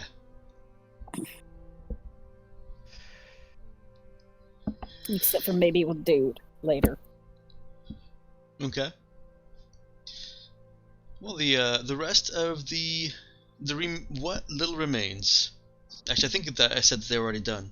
Yep, they're all done. What remains is for them to perform their security checks, sweeps, and make sure that there are no lingering risks before they will let people come back on down to the planet.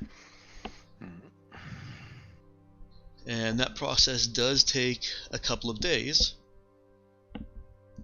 during which time you've got 500 people milling 500 about and people on eating their your shift. food. Well, we've got how much spam? You don't have a Glorious, whole lot of spam glorious left. spam. They better be sending us up shipments of food to feed these people on a regular. Yeah, you guys, all the ships helping out are getting food.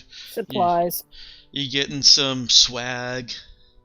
Supplies. The culture team is pushing, the total happiness of guests in a difficult situation.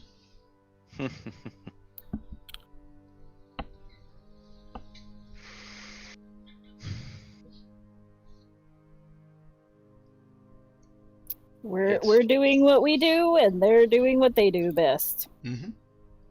It is really tempting to have a dude try and play his music over the intercom system just to keep everybody mellow. And that's how the riot started. Isn't that the guy that set fire to everything? Mm-hmm. We didn't start the fire. Nah, he did. He did. He totally did. According to the crime reports. Yeah. But if I can find some sheet music for the girl from Ipanema, then we can set. Do you guys do No, anything? that really would make people want to. Do you guys do anything else during those couple of days? Colleen is Nemo- puzzling. Nemo is continuing to study the language. Yeah, Well- Colleen is unwinding, and any of the big projects have to wait till the people off the ship. He's not gonna fuck around with viruses while there are tons of people. Nemo can't study the language because these are all tourists. Are we outside of reach of transmissions from those? You're not outside of reach of transmissions from SOS, but the transmissions from SOS are limited in nature. I would say that they're not sufficient for him to continue to study the local population. Oh, they're not broadcasting any entertainment programs or anything? No, not really. They receive some entertainment programs, but SOS itself doesn't create anything except for the Sioux dancing. Oh well, I guess he can't do that. Nope. Then he'll just people watch. Okay. Question: with all the other ships in orbit, did we get any new rudders? Yep. And I will deal with that next time when we're on the stellar map. That's fine. Just figured I'd check. Mm-hmm.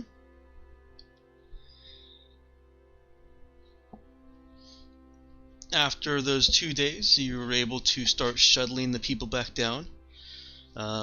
It is just as tedious of a process. Get off my ship. But I didn't finish all my packing. Get the fuck off my ship.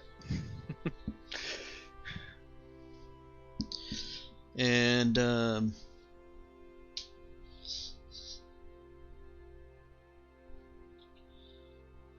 on your last trip down, Cap, you see Castan kind of standing by. Looks like he is waiting for you. She'll go and see him.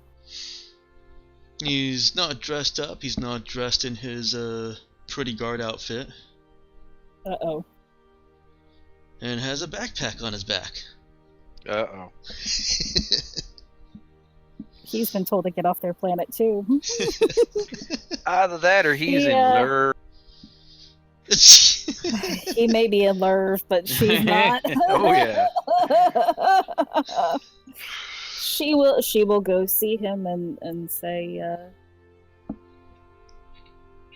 hello. Hey, Cap. You, Kind of surprised to see you here. Yeah, well... You just about ready to take off? Yes. Say, Cap, you think it'd be okay if I hitched a ride with you? Where are you going? I don't know. I don't know, man.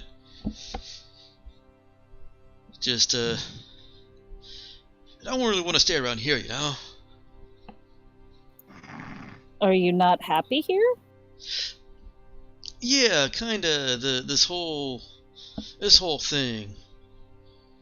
You know? It just doesn't sit right with me.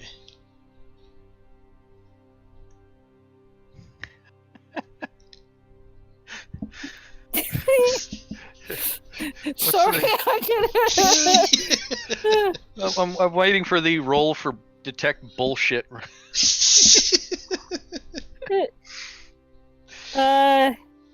She'll say,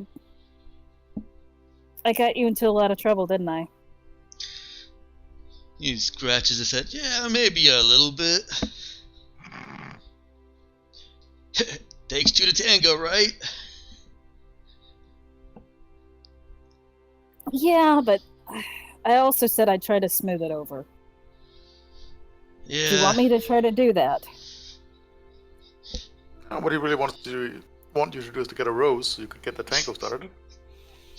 Yeah, you know, I don't really know. Like, I liked what I was doing here, but this kind of thing, being as unprepared as we were, needing help from a mercenary, and he lowers his voice, or a pirate. He really is stuck on that pirate thing. Oh my god. It just doesn't Sorry. sit right. I feel like I want to see what else is out there. Maybe get my hands dirty. With mining, not like with anything you guys do.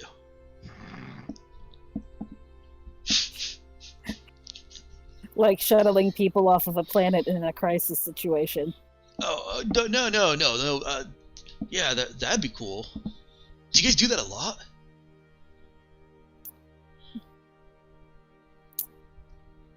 We try to be of help where we can. Yeah, you see, I think that's kind of what I want to do.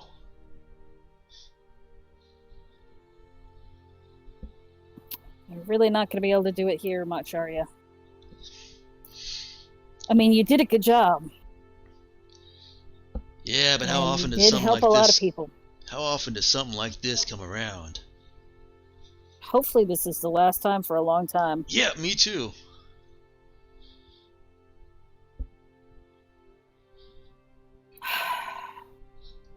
Cap will look over.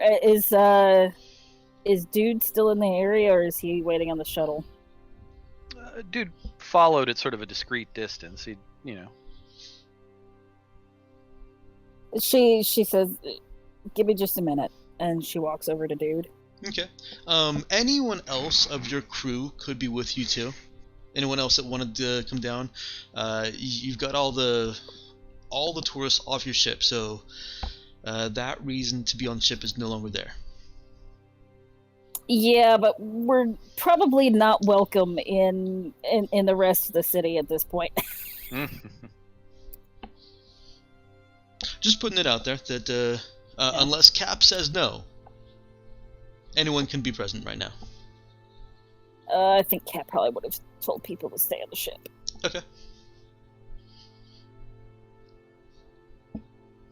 So Cap will walk over to Dude and say, he wants to come with us. I kind of got that impression. The backpack, I think, was the big giveaway. Yeah. That hangdog look on his face is kind of also giving that impression too. Well, we did kind of get him into trouble. Oh yeah, I suppose that's true. His whole planet sort of got itself into trouble, though, so I don't know how responsible I really feel about that. Yeah, well, Colleen didn't help. Well, she did in the end, but I'd say I'd arguably improved the situation. If she hadn't come along, they'd have gotten somebody else to do it, and then this planet would just have a whole bunch of dead people and no tourism. So, if they're smart, they'll take this as a big ass warning and do something about it. yeah. I was wondering if you were gonna volunteer us as who we actually are, because it sounded like they might have been trying to reach out to somebody they thought might be able to help them, but I understand why you didn't. I'm not putting us in that kind of situation unless I absolutely have to. I All of this is said very, very, very, yeah. very quietly, by the way. What's the stage directions? Sotto voce. Like, Cap being literally, like, not quite a hugging dude, but that close. Yeah. Like, where she can whisper into his ear and he can whisper into hers. Probably giving the poor boy more bad ideas. He can make whatever assumptions he wants to about their relationship. He's probably going to anyway. Yeah, well, maybe it'll disabuse him of some other notions. Or maybe he'll end up challenging you to a duel. Yeah. Dude would win. Kid doesn't know how. Kid doesn't know how to hold a rifle. Yeah, but dude can't shoot worth of shit either. Actually, dude can shoot. Mm-hmm. Dude's been practicing. He has a +0. Uh-huh. That is probably Cat's what the been kid working has with too. him. Oh, we can just take him and drop him off at the next friendly planet or space station. Yeah, it wouldn't well, shit. We already picked up one stray on this planet. Might as well pick up another. You never know, he might be useful. And if he ain't, get off at the next stop. All right. Cap will turn around and look at Caston and wave him over. He trudges on over. You got everything you need? Yep, right here. I'm ready to All right. go. All right.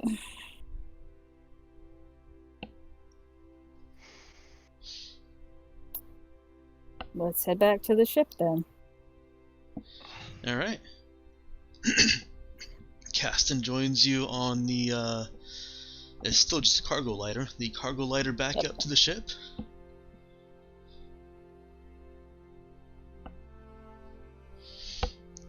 That poor boy.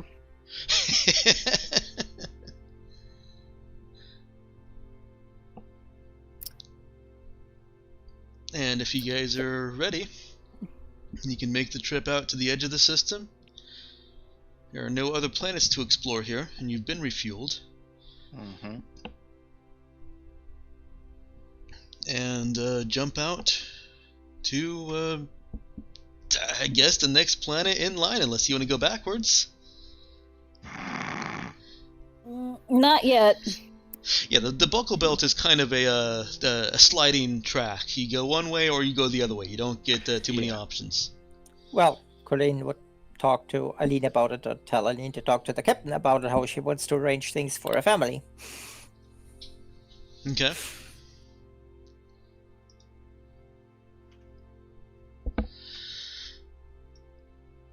Where is my stellar map? There we go. I suppose I could just move you guys all over to the stellar map now. Bam. Have map. And as I was saying, Colleen was working on the puzzle box. Yes.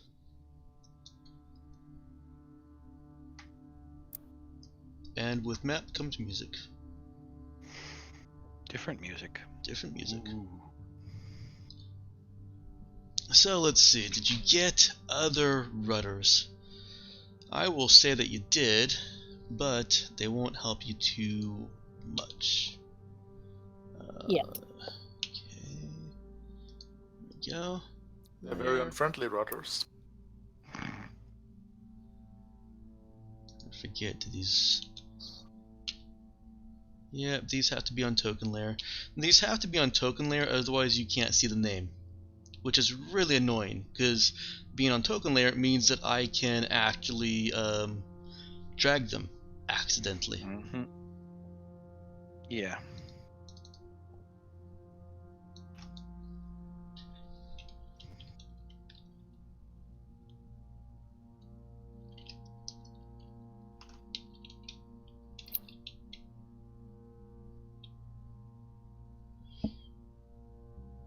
Mm.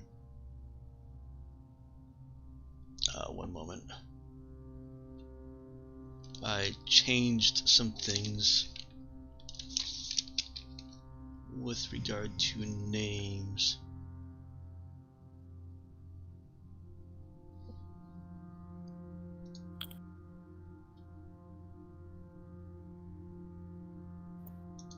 Go tabs and let's open that up.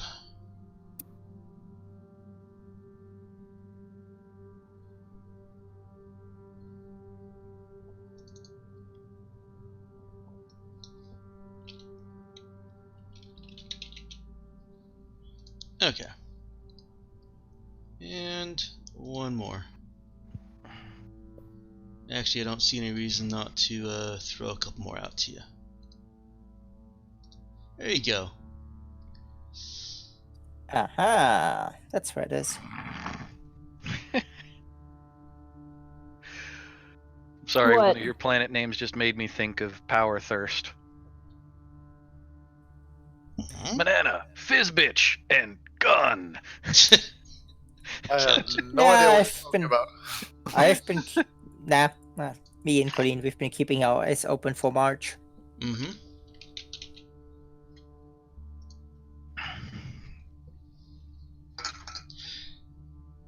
Is this the sun? I thought they were all suns. They're all sons. These are all suns, yeah. But that one doesn't have a name. What do you mean it doesn't have a name? It the does yellow- not show a Oh, name. it doesn't There's no show a name name. tag. You're right.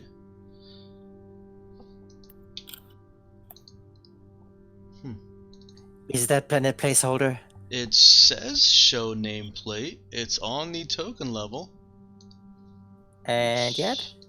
It really doesn't show. I see that. I mean, I can see on the other player thing I'm on. Huh. Let me see what's different about it.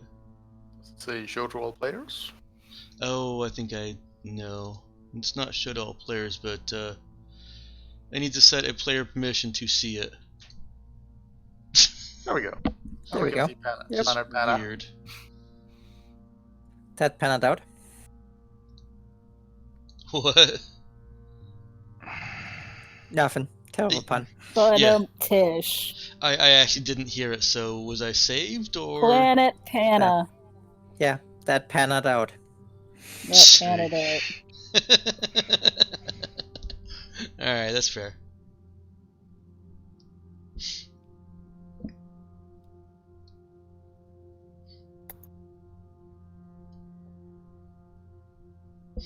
Okay. All right, see what information we can get about those planets.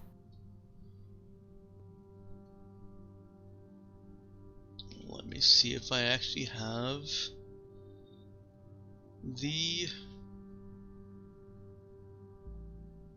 Where the heck did my stuff go? There we go. Systems.